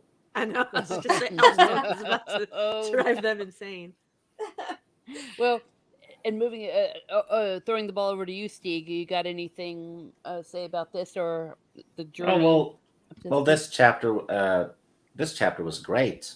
Actually, all the 3 chapters we talked about today were great. But yeah, it's fun to revisit this book because this was one of the first fantasy books I read, and I think I kind of struck gold when I got into fantasy because the first ones I read were Tolkien, Robert E. Howard, Terry Brooks, Robert Jordan, and Raymond Feist. I mean, I just hit the jackpot wow. right off the bat. Nice. Okay. Yeah, and again, everything we've already said about this journey, where we are. I felt like this was a turning point. I feel really bad for those guys stuck in the dungeon, but I feel like the action's going to be moved forward on that. And I want to find out about Kelset. That was just something that intrigued me. Oh, about there's it. In book 3, there's a character with a mysterious background that you're probably going to really like. Yay! Okay, and then Lady Gravemaster. Again, anything about these 3 chapters or anything up to this point in the book? So I'm gonna promise you something. Okay? I'm not gonna ruin anything. But I know that you guys are like, oh, just tell us already. Like, like this withholding of information, like just let us know. I will promise you that Brooks does not pull a J.J. Abrams mystery box thing. Like the payoff for those moments when you're like, I just want to know. I promise you,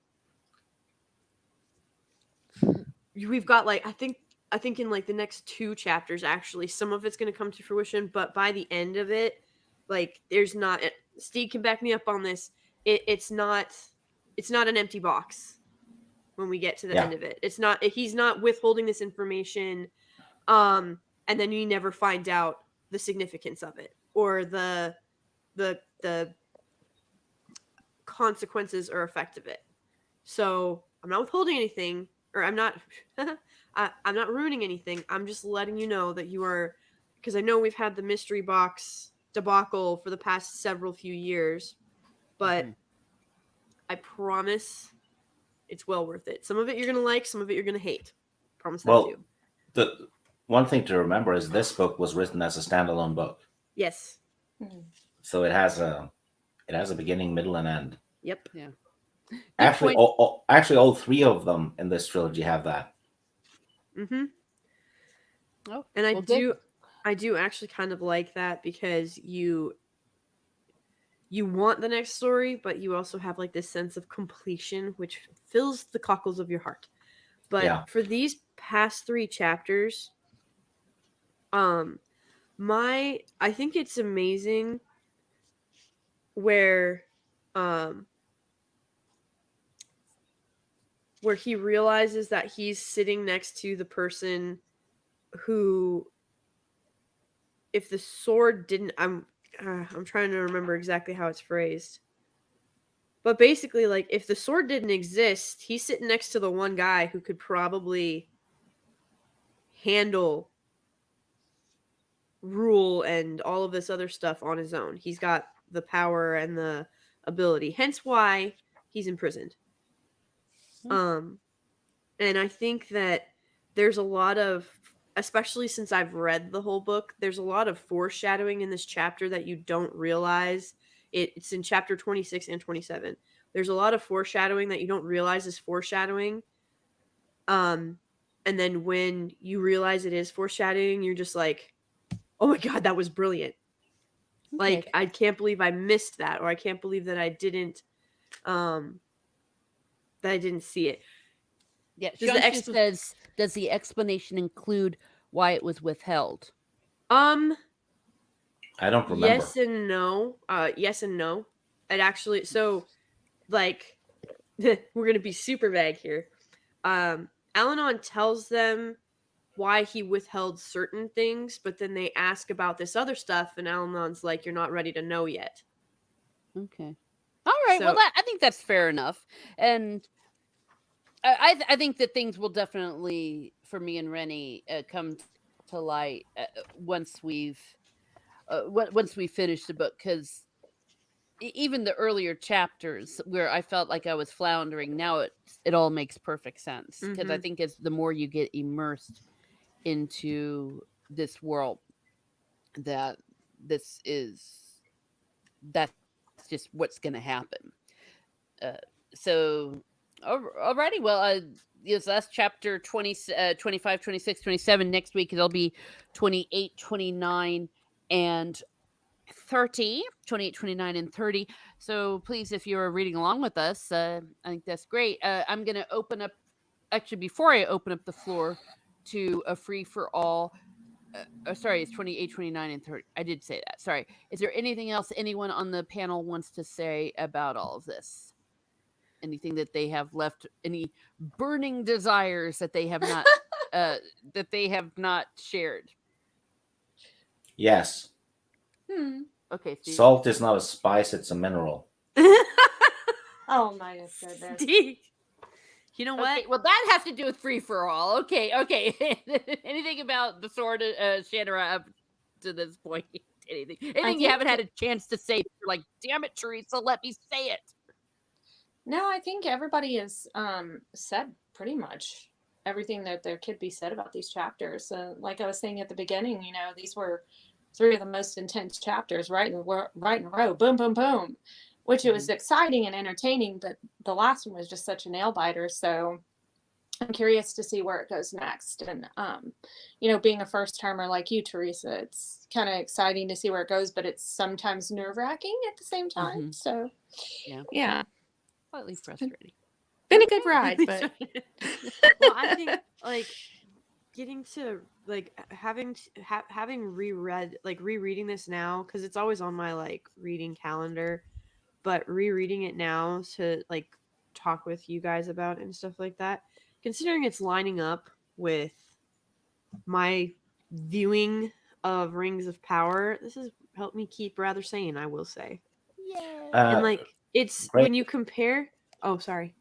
Well, have you ever read Magician by Raymond Feist? Yes, of course. Okay. Yes, I've read all of it. We've had this conversation, Steve. Yeah, but I talk books about, with everyone. So I don't know. So what I'm hearing is that I'm just another conversation to you. Yes. It doesn't matter. no. Oh, Steve, Yes. no, Steve, you're Well, supposed to it's- lie. Well, it's just that we're doing Magician after the 3 Shannara books. Yeah. Yay. Mm-hmm. No, do you remember we oh gosh, this must have been, I think it was on one of your streams actually, Miss Martin, because I was talking about how much I love Feist. And it's and then you told me that an actor, because that's what we were talking about. We were talking about oh my god, I don't even remember his name. My husband's gonna kill me. He's a huge man crush on him. Henry Cavill. Henry Cavill, there it is. Oh my god. Nobody, please do not anyone go tell Anna that I forgot his name. I don't want to be murdered in my sleep. But no need to worry about that.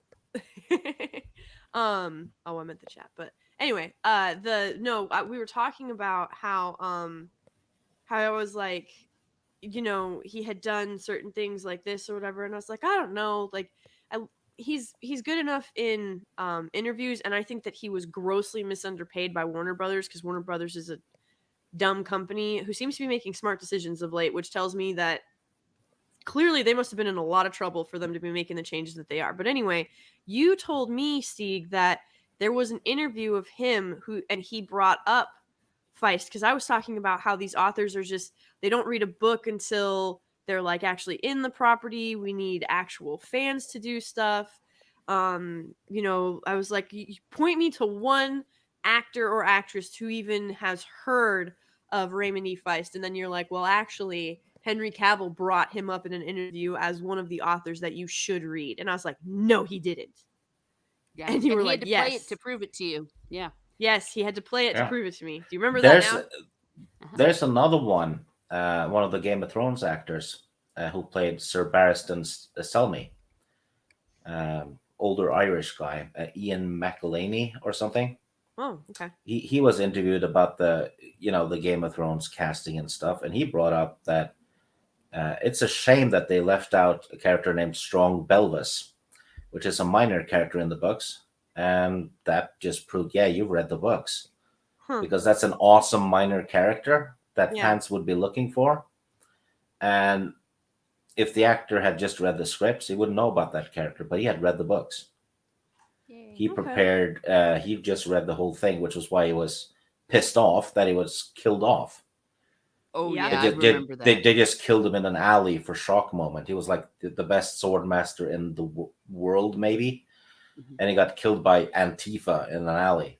Yeah, on those the idiots show. in the masks. Yeah, and in book 5, he actually faces off a dragon. Wow. You know? Ah. And he's I'd be pissed too. He's leading an army, defending a city. Mm. In the show, they just killed him off and had Peter Dinklage defend the city. Yeah, because they were in love with Peter Dinklage. Yes, they were. They Steve, yeah, you would have a. I was gonna say how they started to write the show for their because they had crushes on the actors rather than just write it for the content. They actually flat out said that they hated the Stannis character, which is actually one of the more heroic characters in the book. Yeah. So they just killed him off after character assassination. Yeah. Reni, did you ever read the Game of Thrones books? I don't recall. Yes, I did. Song of Ice and Fire books. Yeah. I sure did. And that's why I'm really not happy with George R. R. Martin at this time. So He's like in his garden right now, blowing soap bubbles and dancing around. Instead of writing. Exactly. And he keeps pushing back his deadlines, and it's just getting so frustrated that I've just pretty much given up on him, It's just sad. He did write one of the wild card books though, which is weird, because that's his superhero stuff. Yeah. So he's written some of that, and I'm like, fine, that series has fans too, that they should get their stuff, but priorities, man. Yeah. Yeah. I don't know. I do know, Steve, that you probably really enjoy talking to my husband because he's a really big Game of Thrones fan. You know what though? One guy that gets off, scot-free when it comes to this shit is Patrick Rothfuss, because he's taking he's taken longer than George Martin writing book 3 of his series, and he's been hanging out with Will Wheaton and shit. Oh, that's unforgivable. Yuck. Hang on with Will Wheaton instead of writing a book. Yeah. Will, but I don't think though that he's going around taunting fans though either on his blog and saying, "Ha ha, I'm sorry for you." And I am by no means like a world-renowned author or anything like that, but I feel like I could say that his books did not quite have the global phenomenon impact that Game of Thrones did. No, but Game of Thrones was helped on by the show. Definitely it was. Oh, sure. Because before the show, I remember seeing, these lists of top 10 writers and whatever, and Martin was usually below Robert Jordan, and that's where he should be at this point too. Yeah. But I get why it would take time though. this book he's writing, because he's basically writing 2 novels between the lines too. Mm-hmm. It's actually that in depth. But sit down and fucking write. I mean, his ass is big enough to be comfy doing it. Oh, no. Snailman. Yeah. Snailman. I mean, that's a fair statement. Yeah. Snail Messiah says George Martin was in an episode of Z Nation where he was a zombie. All he could do was write autographs when a book was placed in front of him. Yeah. Yeah, they had a go at him on South Park as well. Yeah. Well, yeah. He had ordered pizza for the kids. The pizza never arrived, and he said, "Well, I'm going to call again and get a better pizza this time. Just wait, it's going to be a bigger and better pizza with more on it." It just never arrived, and the kids were starving and shit, and he refused to let them out of the house. That sounds like that's actually a very good analogy for what he's he's doing with this. Reni, have you been watching the House of the Dragon? I have not. Since I didn't like the way they ended Game of Thrones, I don't see the purpose of watching the prequel because I know how it's going to end, and I'm like, I know it's based on Fire and Blood. It just have no desire to watch it. You know? Yeah, it's not bad, but it's kind of, they've already started going away from the source material. That does not surprise me. Which means the people cheering now, for, oh yeah, that was such a shocking moment. I'm like, yeah, it's not in the books. That's going to have ripple effects. You might end up with another, season 5 to 7 of Game of Thrones. Yeah, and I think they're going to 5 to 8, because ripple effects, they lead to something. Yep. As soon as you kill off a character that's not supposed to be dead, or you leave one alive that's supposed to be dead, that alters the story. And eventually it will alter all the other storylines because they're all entwined. Yeah. So whenever you see like, oh, it's cool, the dragon ate a guy. Yeah, that there will have a negative effect usually down the line. Yeah. If you're going to kill someone off, you need to, or not kill someone off, you need to do it for story. We all know the reason why they didn't kill off that character was because they were going to get in trouble for killing a gay guy. So, so they just killed a random black guy instead. Oh dear, that's not any better. The pressure, but whenever you go to somewhere outside your source material for wrong reasons,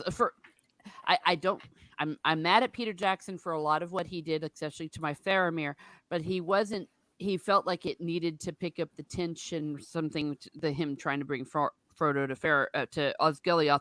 It wasn't because he was looking at the Oppression Olympics to do so, and that's where you fail. I think a big problem with TV show writers today stems from Game of Thrones, and not necessarily from the writers of Game of Thrones, but all the people doing those exaggerated reaction videos to it. Because that shit started with Game of Thrones. The Red Wedding episode? That they would, oh, we're so shocked, I'm crying, blah, blah, blah. And that episode, The Red Wedding, in the books, they don't even kill off Robb Stark's wife, and she wasn't even pregnant. So they just added that shit for extra shock value. They stabbed the pregnant lady to death. It's not in the books. Yeah, she wasn't even there, if I remember correctly. That character was character. Yeah. That the lady he does marry is in the first episode of the show, but they just forgot about her. Yes. When I think the ultimate example, of course, it's something I think Lady Gravemaster knows all about, is when you're writing something for the wrong reasons. I think that's the Rings of Power stuff. Lady Gravemaster is the climax of all of these things about it's the pinnacle. Yep. Pinnacle it's, you know what? I'll be fair though, that the actors on that show, except for that Cordova guy who is terrible, all the actors are doing a fine job with the shit script they've been forced to do. There's nothing wrong with the actors. It's the writing and the direction and everything around it. The actors are fine. Yeah, they're just they just have to, if you're Are you given watching shit, it, Stig? yeah, if you're given shit, there's not much you can do about it. You can emote. Yeah, I thought the Elrond actor is okay. He's not Elrond, and he's grossly miscast, but his actual acting is fine. I would have loved to see him play, Shay in the Shannara movie. That I could see. Yeah. But no, Well- look, I think that this Rings of Power is what happens when you take AI generated scripts and put in, Tolkien elves, adventure, sword mastery, magic, wizards, and evil or whatever, a great evil, darkness, take your pick. And then you don't edit it, you don't review it, you just roll with it. If this You know what it looks like? if this script is not 95% AI generated, I would die of shock. You know what though? What it reminds me of? Huh. It reminds me of someone having played D&D in Middle Earth, and then they took the D&D campaign and made a show out of it. Yeah, except it was like with a really bad DM. Yeah. I was gonna say, like, Yeah, I could but see. sorry. No, I was just gonna say, like, these people, I don't even. I think even that would be too much. Like, I think even then it would still be too much. It's like these people have a Wikipedia page knowledge of Dungeons and Dragons and Lord of the Rings, and they took the two and they combined them and were like, we're so incredible. Look at what we did. I don't Well, doubt that. it all boils down to narcissism, and it kind of started with the Game of Thrones show writers, because they were like, yeah, this is so great, we don't need George Martin anymore. And then they did their own thing, and then it turned to shit. It got shittier and shittier and shittier, and even contradicted their own writing quite often. But it's the same thing with this show. They actually thought they could improve on Tolkien, and they have no They're writing morons. credits. Nothing. They just go, No, but right they from are. the get go. They've been handed everything at, like, that's the thing. You have all of these credits that are like, we have all this uncredited work, and then the one thing that they're credited on is awful. And so it took, I mean, what were your thoughts when they finally admitted that it took a call from J.J. Abrams called and said these guys should have the position for showrunner for your $1 billion adaptation. That's where Amazon should have pulled the plug. Absolutely. If they are endorsed by J.J. Abrams, who fucked up Star Trek and Star Wars. Yeah, but Yeah. all they see is that, oh, well, Force Awakens made $1 billion. Okay, but there Yeah. was a massive decline in return in ROI as the trilogy went on. The depreciation became staggering and obvious, and that's why all of these lies. Well, Disney lied when they marketed The Force Awakens, because they Oh, said absolutely, we're 1,000,000%. finally gonna see Han, Luke, and Leia again together on the Falcon. Oh yeah. That's what they said in the marketing. Yep. That did not happen. Nope. Well, and here's the thing about lying, because we also have this with the Rings of Power. They thought that they could just hide from us what they were really doing. And you remember, Lady Gravemaster, when we first watched the trailer on the very first night, the Super Bowl night, and we were kind of like, I'm not sure who this character is. I'm not sure what's going on. Yeah. And then, like, the next day, they kind of slipped it right in the middle of an article that they didn't have the rights to Silmarillion. And then they slowly they've been, like, just releasing information after information that is just confirming that they're not doing anything even close to Tolkien, but they kept trying to say they were. And then when people would respond, as they have been, they've been getting more and more hysterical. And the climax of that was this week when I said they came out as God Almighty and said that people were evil. Yep. It's like No, not just evil, patently patently evil. Yeah. And I'm Yeah. like, and I sat said- there and I was like, I looked at it and I was like, okay, What does well, that even mean? patents obviously like, well, but that's the thing, Reni, like patents don't mean anything to Yeah. JD Payne. Like he wouldn't understand patents or lore or tradition or any type of substantial anything if it smacked him in the face with a failing billion-dollar industry. Like the reason you don't make those kinds of claims, you don't come out and attack fans like that if you're being successful. Yeah. Yeah. Well, it's very much absolutely. like the evil one. You see, it's like they're slowly becoming sour because that's what the devil does. The evil Absolutely. does. They like attack the good, and it's like in these movies we're seeing right now with vampires. It's in October where it's like how does the vampire react when he sees the light, when he sees good? He hisses and says vomits out insults and all sorts of stuff, and I'm like, they don't realize that that's exactly what they're doing. But as far as patent, of course, in this case, the definition. Reni, the teacher in me, is coming out. It's like patently means something clearly and without doubt. So it is without doubt they are evil. And I said on my stream the other day that they came out as Almighty God, except I don't think even God is that judgmental against people, especially for criticizing a TV show. And what's interesting, though, I know the way all these things work behind the scenes with their publicists is these guys would not have been allowed to say a word. They're not allowed to say a word that's not approved by the publicity machine. So somewhere in Amazon, somewhere in their publicists, the people that they hired thought that that would be a good thing to do. Yep. To call people patently evil?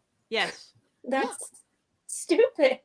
It just doesn't compute to me how they thought that would be okay. I don't get it. But Well, it's how the world is today, though. You have to have an enemy, don't you?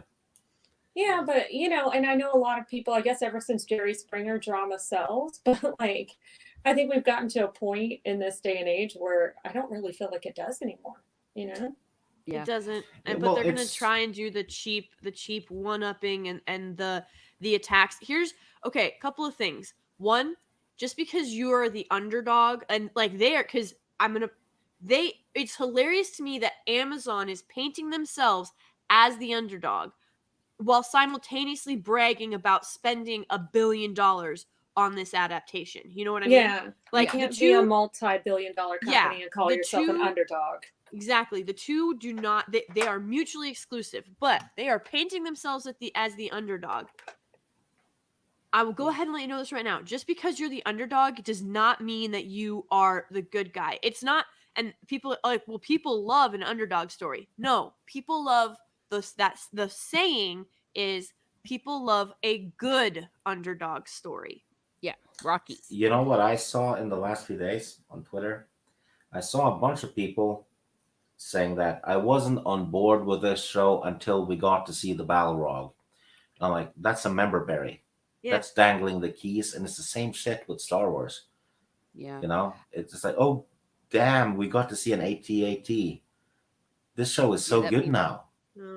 Yeah, with the whole Mandalorian stuff. Matt Wilkins says, I knew it was going to be bad when they said based off of the world of Tolkien.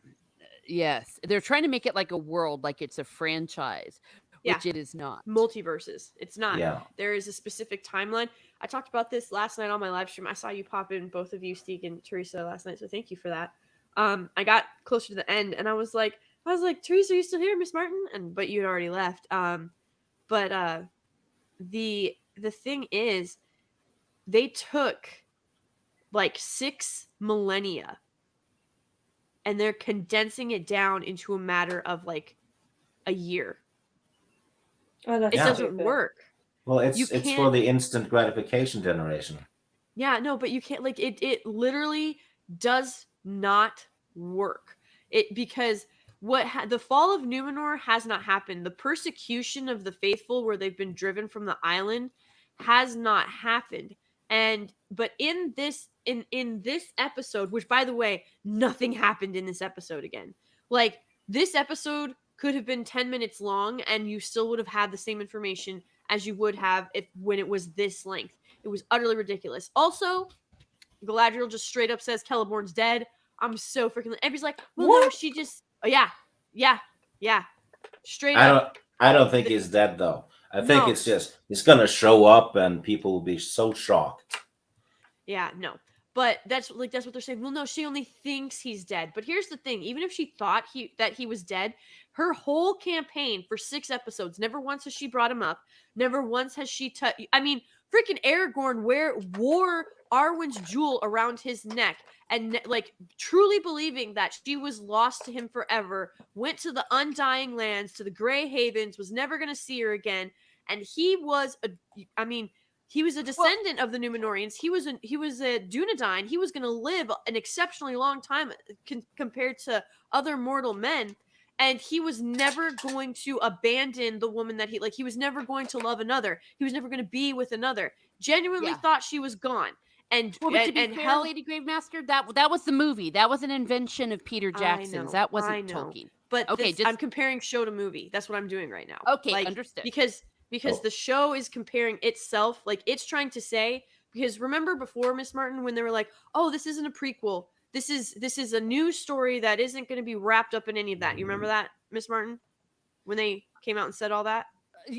Right? Yeah, but I think I've blocked it all out. Oh, yeah. Well, basically, Payne and McKay were like, well, this story happened so far in the past that it's going to be with characters that we don't know. It's going to be new stories. It's not going to be tied in to any of the things that we've seen before. And now they're saying that this directly ties into Jackson's beloved movie trilogy of the Tolkien adaptation. Damn it, Wilkins, YouTube just did it. Yeah, Wilkins has been trolling Stig. He says, I can't wait till you race swap Stig. And look, it happened. You're a wizard, Matt. He's a wizard. And he also says, oh, wait, but he wants to gender swap you, too. Uh-oh. Let's not push it. Let's not push. There's already 3 women here. I don't think we need a fourth. No, I'm just kidding. No, but like they're coming out and comparing their series to the Peter Jackson trilogy, saying how it's better, how it's more respectful of the characters, how the characters have more agency, how there's so much more depth to all of this, and how it's revolutionizing how we view television. They are now directly comparing themselves to Jackson's trilogy and saying that if you have fond memories of the Jackson trilogy, it's simply because you don't know how to let go of the past. You don't know how to move on from stuff. They've literally come out and said this. And meanwhile, I'm over here. We are 7 episodes. We have 1 episode left of this series. 1 episode. Virtually nothing has happened. An eruption that would not have occurred anywhere in real or fantasy worlds took place. And that's about it. Like, that's really all that we had. A MacGuffin and we had a volcano go boom for no reason. Yeah, and you know what though? The Númenórean bimbo lady got blinded because of some sparks from a burning log. Yeah, she takes a pyroclastic cloud to the face. Nothing happens, but a roof falls down and her vision goes. Yeah, so it's like, Yep. Yeah.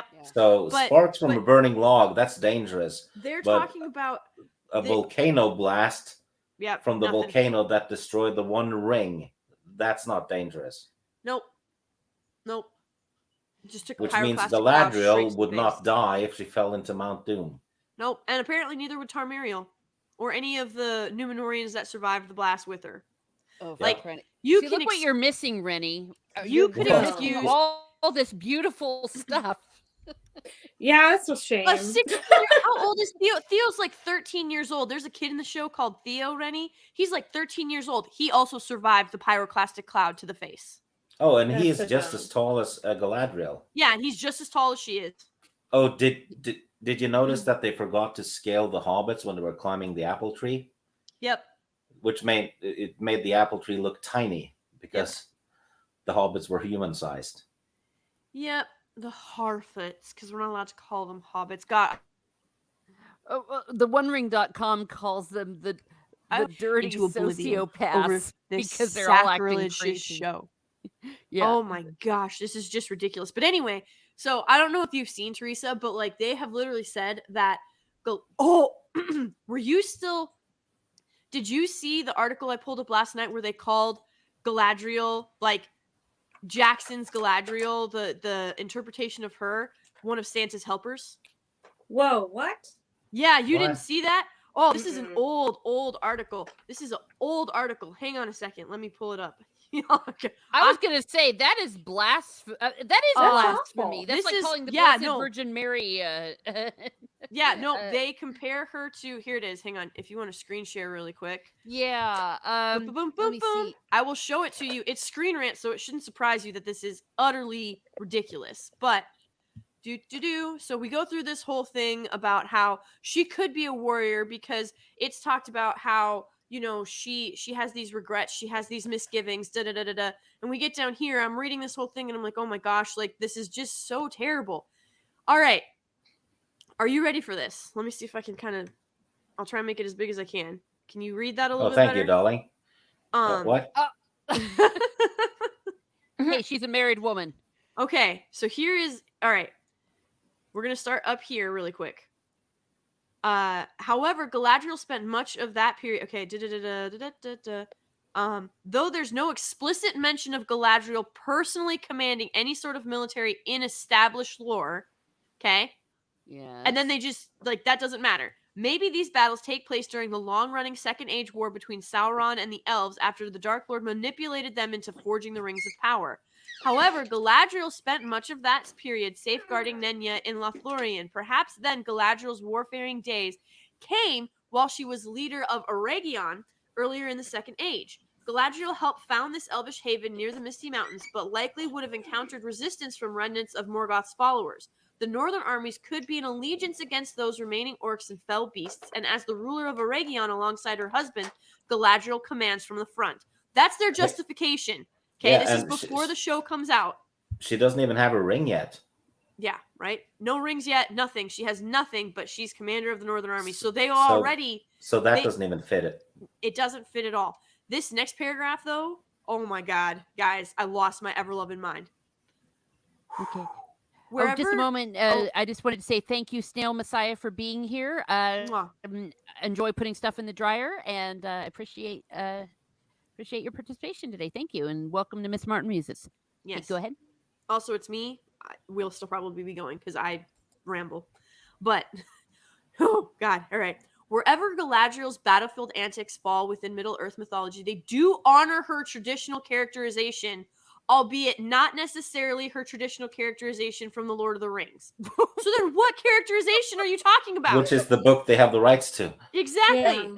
All right, are we ready? During the Silmarillion's flight of the Noldor, Galadriel was the only woman to champion the exile from Valinor. They keep trying to make the flight of the Noldor a noble thing. It was not. No, It No. was not noble at all. At all. Okay, it was guys? like a fall. It was like a yes. rebellion from against grace. God. There were 5 Yeah. kinslayings, the flight of the Noldor, because like it was not good. No. It was not good. It was horrific. But no, we're going to make it this noble thing because we have to paint Galadriel as can do no wrong. Remember, Stig, how you said like 5 minutes ago that when you change these things, they have ripple effects? Yeah. Yeah, no, this has a massive ripple effect. Are we ready for this? This is the sentence that I almost picked up and threw my computer screen. Though she eventually became the stay-at-home mythical elf queen checking what the Fellowship wanted for Christmas. Oh. Wow. I picture Gravy having like a throbbing vein in her forehead while reading this. Yeah, very close Mhm. to accurate. I literally screamed the F-bomb when I read that sentence. And I'm not even done with the sentence. It gets worse. Ready? So not only have they called Galadriel in an insulting way a stay-at-home like wife, a stay-at-home queen, a stay-at-home, do nothing, and she just checks the list and makes sure that the Fellowship gets what they want for Christmas and stuff like that. Also note that they skipped the bit where Celeborn did exactly the same. Celeborn is perhaps the most battle-hardened and Yeah, but he was staying in Lothlorien too. yes, But because they knew they but they had a can't great use weapon. but they can't use that argument though, Yeah, because nope. that wouldn't be, It undermines it undermines their insult. undermines the feminism. Yep. Oh god, it just gets worse as we go on. And I didn't think that was possible after I read that part, but they basically called her Santa's helper. Santa's little helper. The freaking she's actual elvish royalty. She is perhaps the most powerful being in Middle Earth. And this is what they're gonna do to her. I hate these people. But then the younger Galadriel was more rebellious, direct, and ambitious. It's no surprise Bullshit. to see that version of Galadriel jumping into dirty steel-to-steel combat rather than just casting powerful spells during key showdowns. Oh, Yeah, bullshit. just casting powerful spells. Just casting, yeah. That's kind of more difficult than swinging a sword, isn't it? Yeah. Mm. And I'm the so- whole rebellious thing, it is true because she did rebel. That was part of the reason why she needed repentance. That's Yep. why she was a penitent, and because by following Feanor in the hunt for the Silmarils and all that kind of stuff, or But trying to go off to Middle Earth. Like the thing is, she didn't do it in the way that they're portraying. No, and, no, like, no, no. they're- I know they're trying No. to make it look like she's a bitchy PMS person with a tempest in her. There is a tempest in me. Yeah. Like, no, go sit down. It's You're no done. surprise. You see, well, look how they justify it. Okay. Well, and this is a completely misunderstanding of what Tolkien Yep. wrote for Galadriel and the role that Galadriel played within the story. In Tolkien himself, I made a video about it in one of his letters. Mhm. Said that everything about the Blessed Virgin Mary, if you know anything about the role of the Blessed Virgin Mary, is the woman clothed with the sun with the moon under her feet. That's pretty daggone powerful. The Ark of Yep. the friggin' Covenant. That's the kind of power she has. Just because it doesn't look like a dirty man, and nothing Yep. wrong with dirty men, because I loved Aragorn being dirty and swinging swords in my Faramir too. But just because she doesn't look like a man, that doesn't mean that she's not powerful. Yeah. No, the only thing that these people give credit to, and it's the very next paragraph shows credence to this. It's that they think that masculinity is the only true power, and they don't want men to have it. They want women to have it because then women will be powerful, and that is not that they are attempting to force us to reject our natural power and our natural femininity and our natural call to how we're supposed to be. And women are miserable. Men are miserable because we're telling them not to be strong, not to be stoic, not to be these forces of nature that can only be quelled by their heart, by their love, by the woman who loves them. Well, right? Well, you It's- kind of see it in society, don't you? That they want the men in TV shows and movies are pussified, while masculine men get to do women's sports. Yep.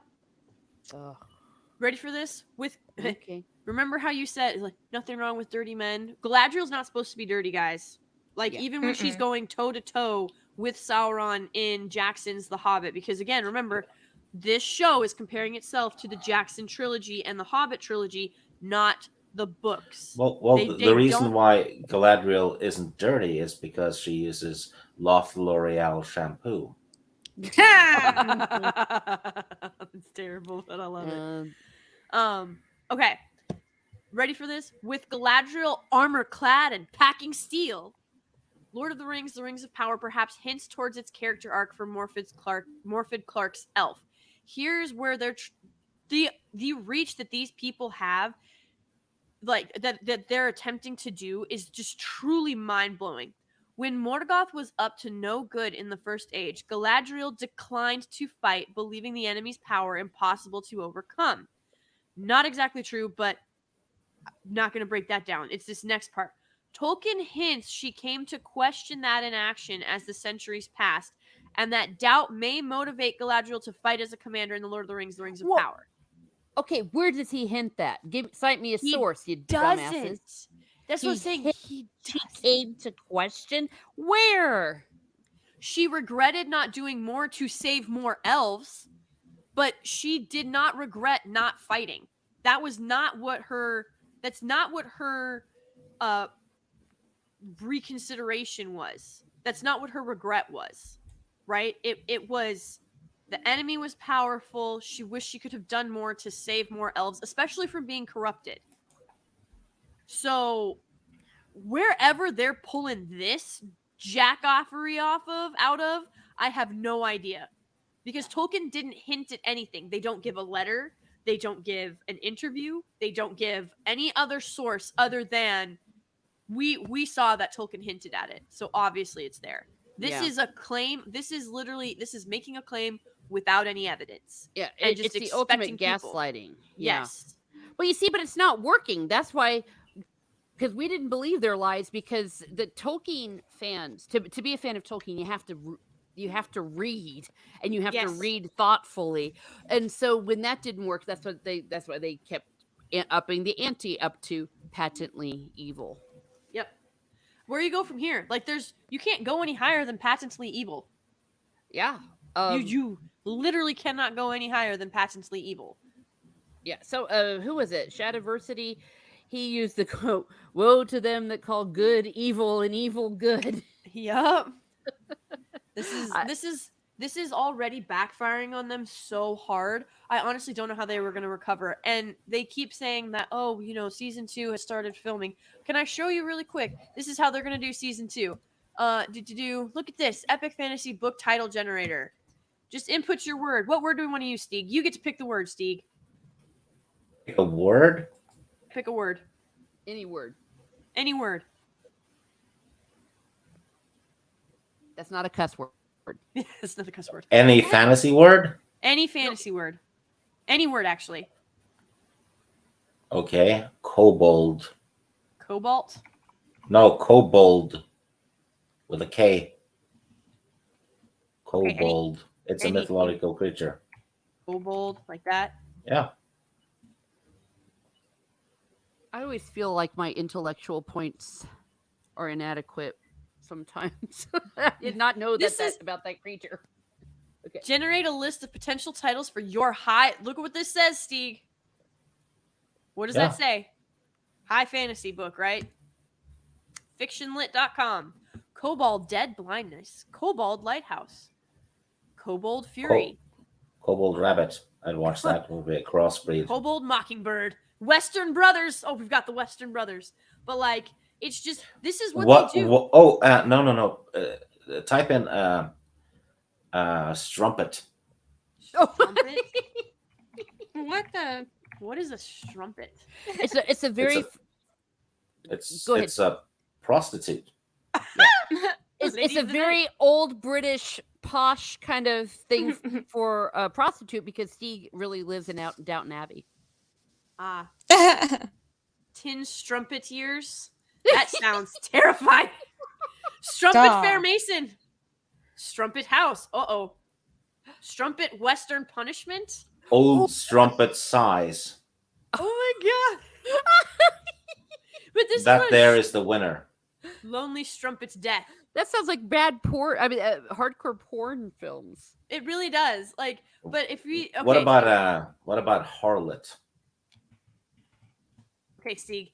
This is Pale Harlot Crime. Harlot Peace? Snail Messiah says, I learned that word playing The Witcher 3. Oh, that is in the Witcher 3, isn't it? I never knew what that meant. I thought it was like a term of endearment. Well, it is if you have money. Oh. Oh my word. And Jacob Ironside says, the Rings of Power is not just a show, it's part of an attack on Western civilization, on masculinity and femininity, and everything we hold dear. Yes, indeed. Amen. Harlot Dead World. I like that. All Harlot Souls. Is that like All Hallows Eve? Reni, pick a word. Oh my gosh. Pale Harlot Crime. I love it. I know it's hard to compete with those. Well, just any word. Deuce? Douche. Actually, technically, that just means a shower. Yes, in French, not in American. I was going to Deuce say. tolls. Deuce, 2 tolls. Like 2 towers, but Nice. Deuce tolls. Deuce tunnel. Deuce magic men. You Deuce know Magic what? Quartet. That doesn't work. Deuce Magic Quartet. 4 Deuce Light. 4 Deuce Wrath. Deuce Rothrath. Oh my god. Well, Deuce. actually, I have a good title for a fantasy novel: Wrath No. of the Harlot. Wrath of the Harlot. Oh, goody. Yeah, like she can become like a battle whore. What about, Oxymoron? like- Oh my gosh. Usually, it's the waitresses that becomes heroes, never a Oxymoron hooker. all plague. American Wow. on fictionlit.com, and there's tons of these things. All I did was type in fantasy book title generator up here just to see what would happen, and all these things popped up. Like this one is a name generator, but like you put in, so you have adventure, children, fantasy. So if we do fantasy, right? That's how you get Harland or Wait, what was his? Was that dumbass's name? Sauron's fake name? Ardor. Or Halbrand. Hallbrand. You know the dude. Yeah. Yeah, Hallbrand. Halbrand. Yeah, that's how they got Yeah. his name. Storbrand is more like it. But like, look at this. This is supposed to be titled Defenders Without Duty. Trees and Boys. Okay. Game with Honor. Dragons and Doctors. Spear of Power. Life in the Void. Write About My Past. Then you click on it again. Witch of Destruction. Hydra of Limbo. Rogues with Vigor. Strife of History. Mending the Future. We had Write About My Past, now we have Mending the Future. Like, Well, Witch of Destruction is probably Hillary Clinton's bio. No. But you see what I'm saying? Wolf with Strength. Like, at this point, gods and wives, no. Druids and ogres, completion of the nation, construction of the void. Oh, we have completion of the nation and the construction of the void. Temptations in the graves. That Signs sounds like at- a really bad porn. Yeah. That's like a Oh, never you mind. That sounds you just click this terrible. button. I was gonna say Like necrophilia. you click a button here. Let's try and do mystery. Let's see if that changes it at all. Man of the ocean, doctor of a beast, humans in my yard.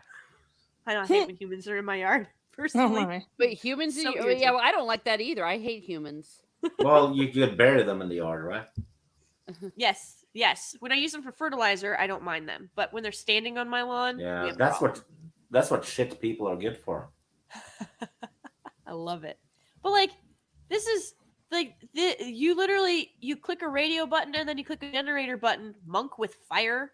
That doesn't sound like a horror film. Crow at the museum. Phantoms behind me. Foreigners in the store. Oh my god! What the hell? That's a horror title. Well, Jeez. that's all the looting we're seeing today. Oh. Oh my god, Stig. Miss Martin, I'm so glad you're not monetized. Numbers in my dream. Math haunts my dreams too. It was good knowing you all. Here, we're gonna click off of that page and yeah. But zombie who smiles. Why does that sound like one of those stupid horror rom-coms? Mm. Weeping at the abyss sounds like someone that didn't get enough likes on their selfie. Yeah, pretty Yeah. much. Oh. But you see what I mean? Like all you do is I'm not gonna click on children. Let's do adventure. Creator of the Stockades. Like you see what I mean? It's like these people allow AI to generate this stuff, blood in the shadows. First of all, you all know how I feel about inanimate objects on book covers, and I'm really sick of seeing keys and apples and Keys and burning candles on the table with a map on it, yeah. and a dagger stuck in table through a map, and chess piece. Chess piece is common. Yeah. The only Even time I was okay even with when set in worlds that don't have chess. Yeah, Mhm. that's always crazy. It worked for the final book of the Twilight because that actually was chess. Chess was actually a part of it. So at least that, objectively speaking, was I'm never reading those okay books. cover. My sister keeps trying to get me to read them. She's like, they're so good. And I'm like, I so don't care. Like, Oh, they're not good. I read them as a guilty pleasure, but no, they are not good. They are not good at all. They are funny. They are entertaining. Have you read Twilight, Reni? Yes, I have. I'm not gonna lie. I'm not gonna lie, there. I was gonna say they're page. I hate their page turners, and I got the Midnight Sun Yeah. one too, the one with Edward. Yeah, I have that as well. Oh, I've uncovered the dark secrets. You're fake fan. No, I'm just kidding. Gravy got me to buy what is it? Throne of Thorns? No, I didn't get you to buy that. Your dad bought that for you for Christmas. She And said it it was was- full of smut and I should read it. That is not what I No. said. It is full of smut, but I didn't tell you to read it. It was an I have that series though because my dad bought it and said it was kind of like Game of Thrones because it No, said it- that on the yes. cover. The Apparently, cover it's said- not. No. But he gave me book 5. He thought it was a standalone book, and I'm like, shit. So I just bought 1 through 4, just It's like, And then he and I are talking about it. This is right after I got kicked out of my book club because I didn't want to read that stuff. And when I read it, I was disgusted by it. And apparently I'm not allowed to hold that opinion. And then Stig's like, oh, I just got this book. And he said it. And I'm like, God, I'm like, who's the author? And he's like, Sarah J. Maas. And I was like, no. And then I told him what happened. He's like, I literally just ordered books 1 through 4. And I'm like, look, I've never read Game of Thrones. That is my husband's thing. Like, you guys could talk Game of Thrones for hours with hubby. Not me. I don't know anything about it. I have a very cursory Game of knowledge. Thrones is not smutty at all. Yes, well, these books I mean, are... it's got a little bit of sexiness in it, but not that much. the Yeah, TV show no is the more one that- than Wheel of Time, really. Mm. It's the show that pushed that stuff. Yeah. It's not Yeah. in the books. I mean, book 1 has 1.5 sex scene. I Yeah. think because the one that Bran sees, he thinks they're wrestling, and it's only a few lines. Well, they do a couple with Drogo and Daenerys, but I mean, that's pretty much it. But yeah, it's not half as bad as the show. Yeah, and it's Yeah. not really descriptive or anything.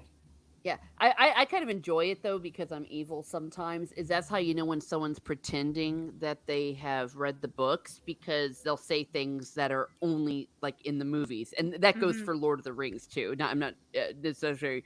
You'll hear someone Yeah. say. That's how you know someone's faking. Knowing Yeah, something. like Jamie ordering the guard to stab Ned through the leg with a spear. That's not in the book at all.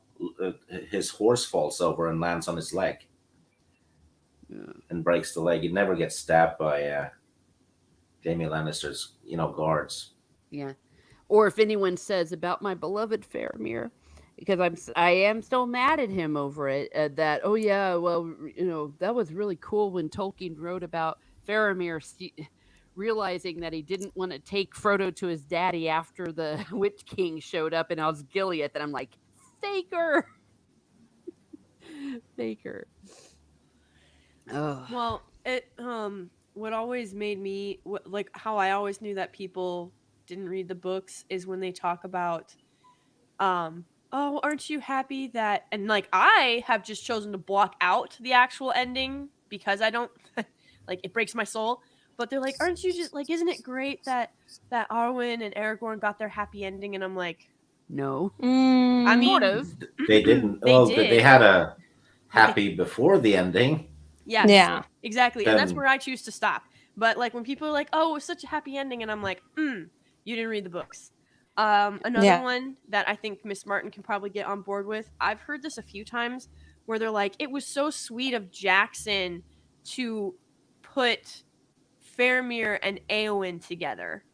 That happened in the books. No, but they're like they think that it Oh. like so many people because a lot of those scenes, even in the extended edition, you don't really get to see Éowyn and Faramir's love blossom and their interaction and stuff like that, hmm But Yeah, in the I books was- you do.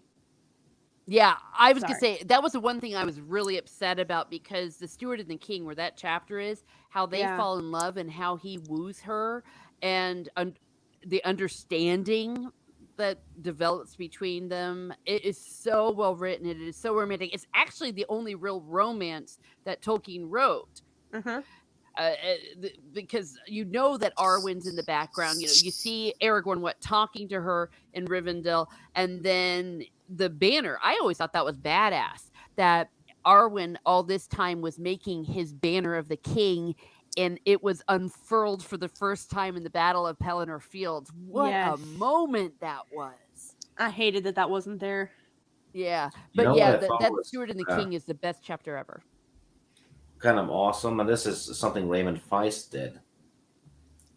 In the first book, he has one of the main antagonists never make an on-screen appearance. You're just told what he's doing, and he's doing this and that, and he's a bastard, and blah blah blah. And then near the end, yeah, we finally defeated him. You never see him, which was kind of cool. That I don't think any book has done that before. Yeah. Oh yeah, the whole recovering in the House of Healing. Yeah. Though I do give him props though. I understand that he didn't have time to do it properly. But I thought it was really sweet the way they showed them seeing each other for the first time in the extended edition. I thought that because that's a very good example of a good filmmaker, that he was able to just take, okay, I've got 15 seconds to show what's going to happen. So even though I was upset that I didn't get to hear and see those actors do those lines, he was still able to convey what we needed to see. Yeah. David Wenham had done a radio drama sex scene with Miranda Otto before the movie. Really? He hadn't worked with her on screen before. So it was like they were having sex in a bathtub. So they were sitting there making sounds and doing the lines, and then splashing their hands in a bowl of water next to the microphone. Huh. He talked about that. I think it might have been on the bonus material. The more all you I know. Is the more you know. All I know is that if there is an actual, like, because allegedly, and again, I don't know if this is true or not. Allegedly, those scenes exist. Jackson did film them. Yes, and they he filmed Legolas and Gimli building the ship too. Yeah, so those scenes exist, but Warner Brothers was like, people aren't going to care. Like, this. Oh, he burned them. Liar. He well, burned. No, he didn't. Wait, he what? Yes, there's a shot in the bonus material where they're burning the film. Yeah. Of the stuff they didn't use. Yep. It might be it's saved digitally somewhere. Yeah. It has to be. It's they burnt the film of the footage that they didn't use because to prevent it from ever being like repurposed in a different manner or whatever. Allegedly, I don't know.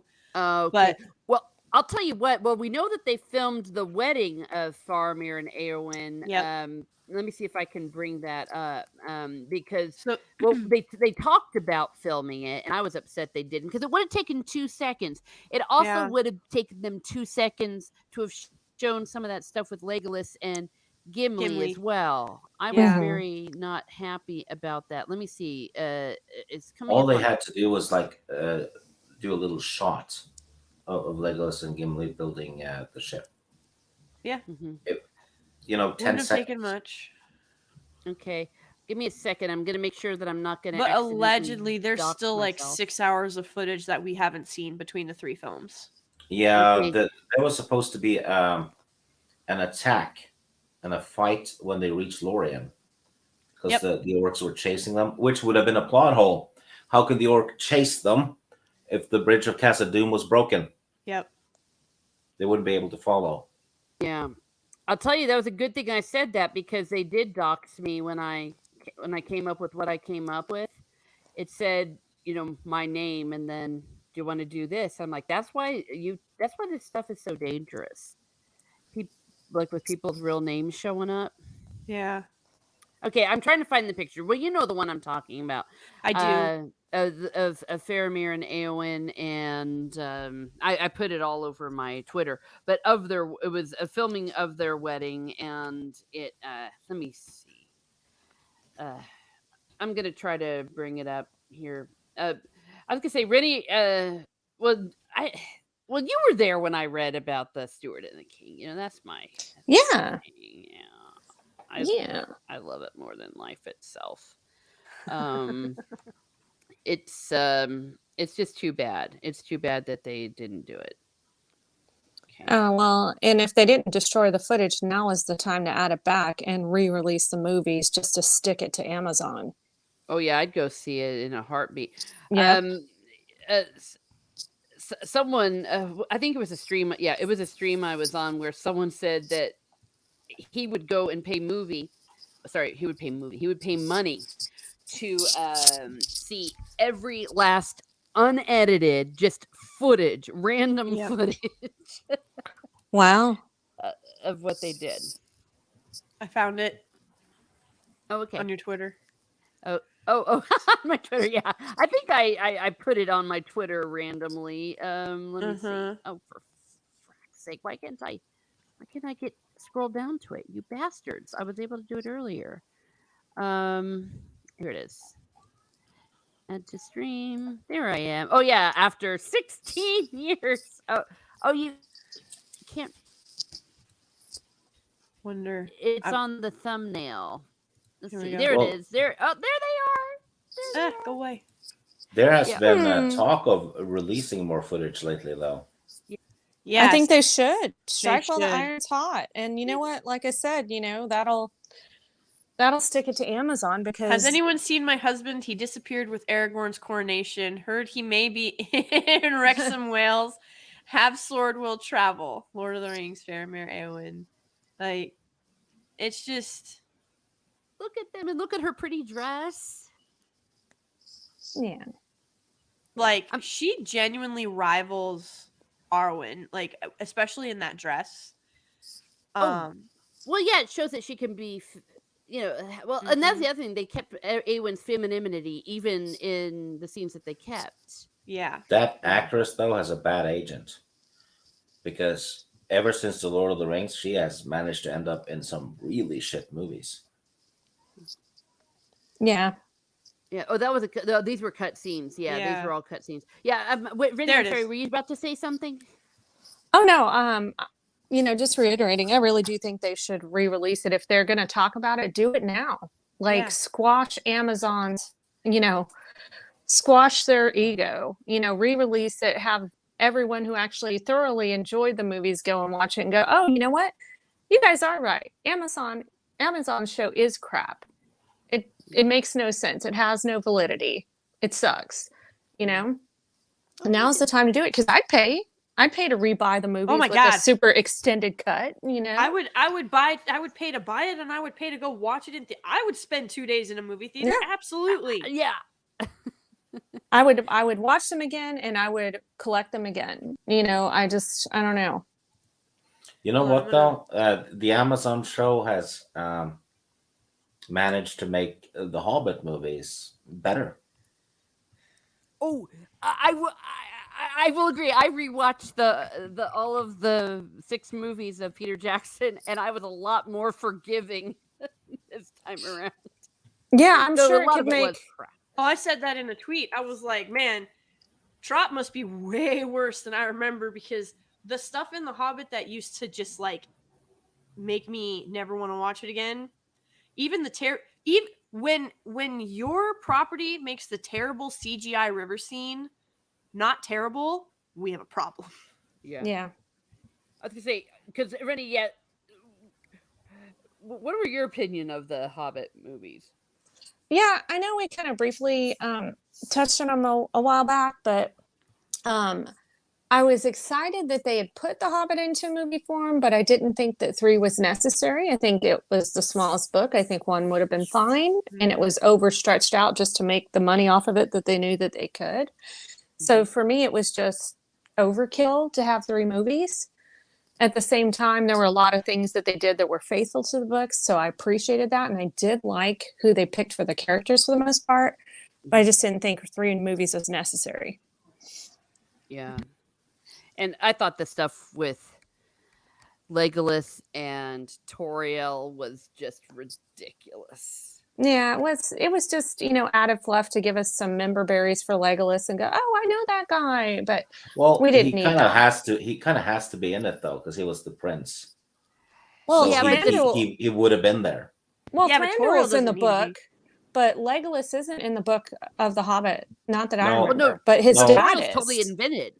Yeah, exactly. Yeah, but Oh, my fault. since they're going to war, the prince would Would be have there. been there. Yeah, But you wouldn't have, really.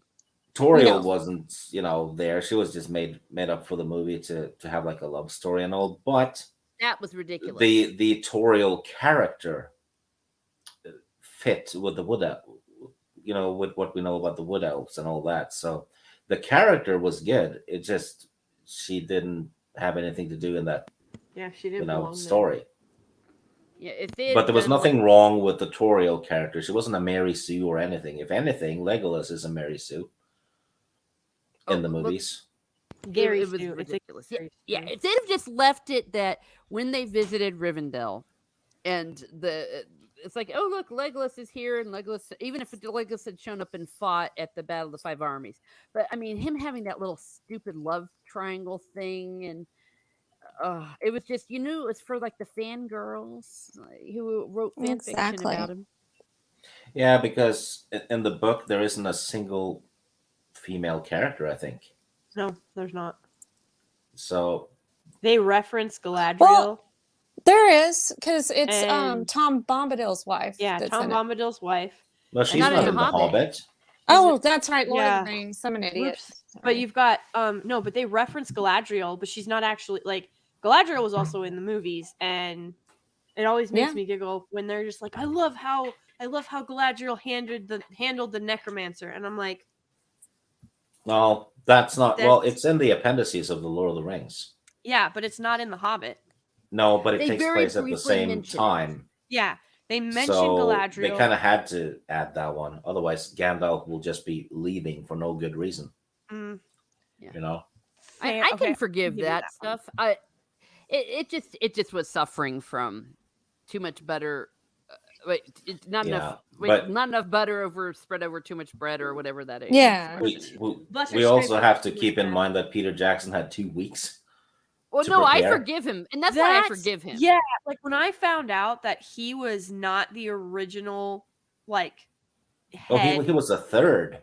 He wasn't. He was like that's.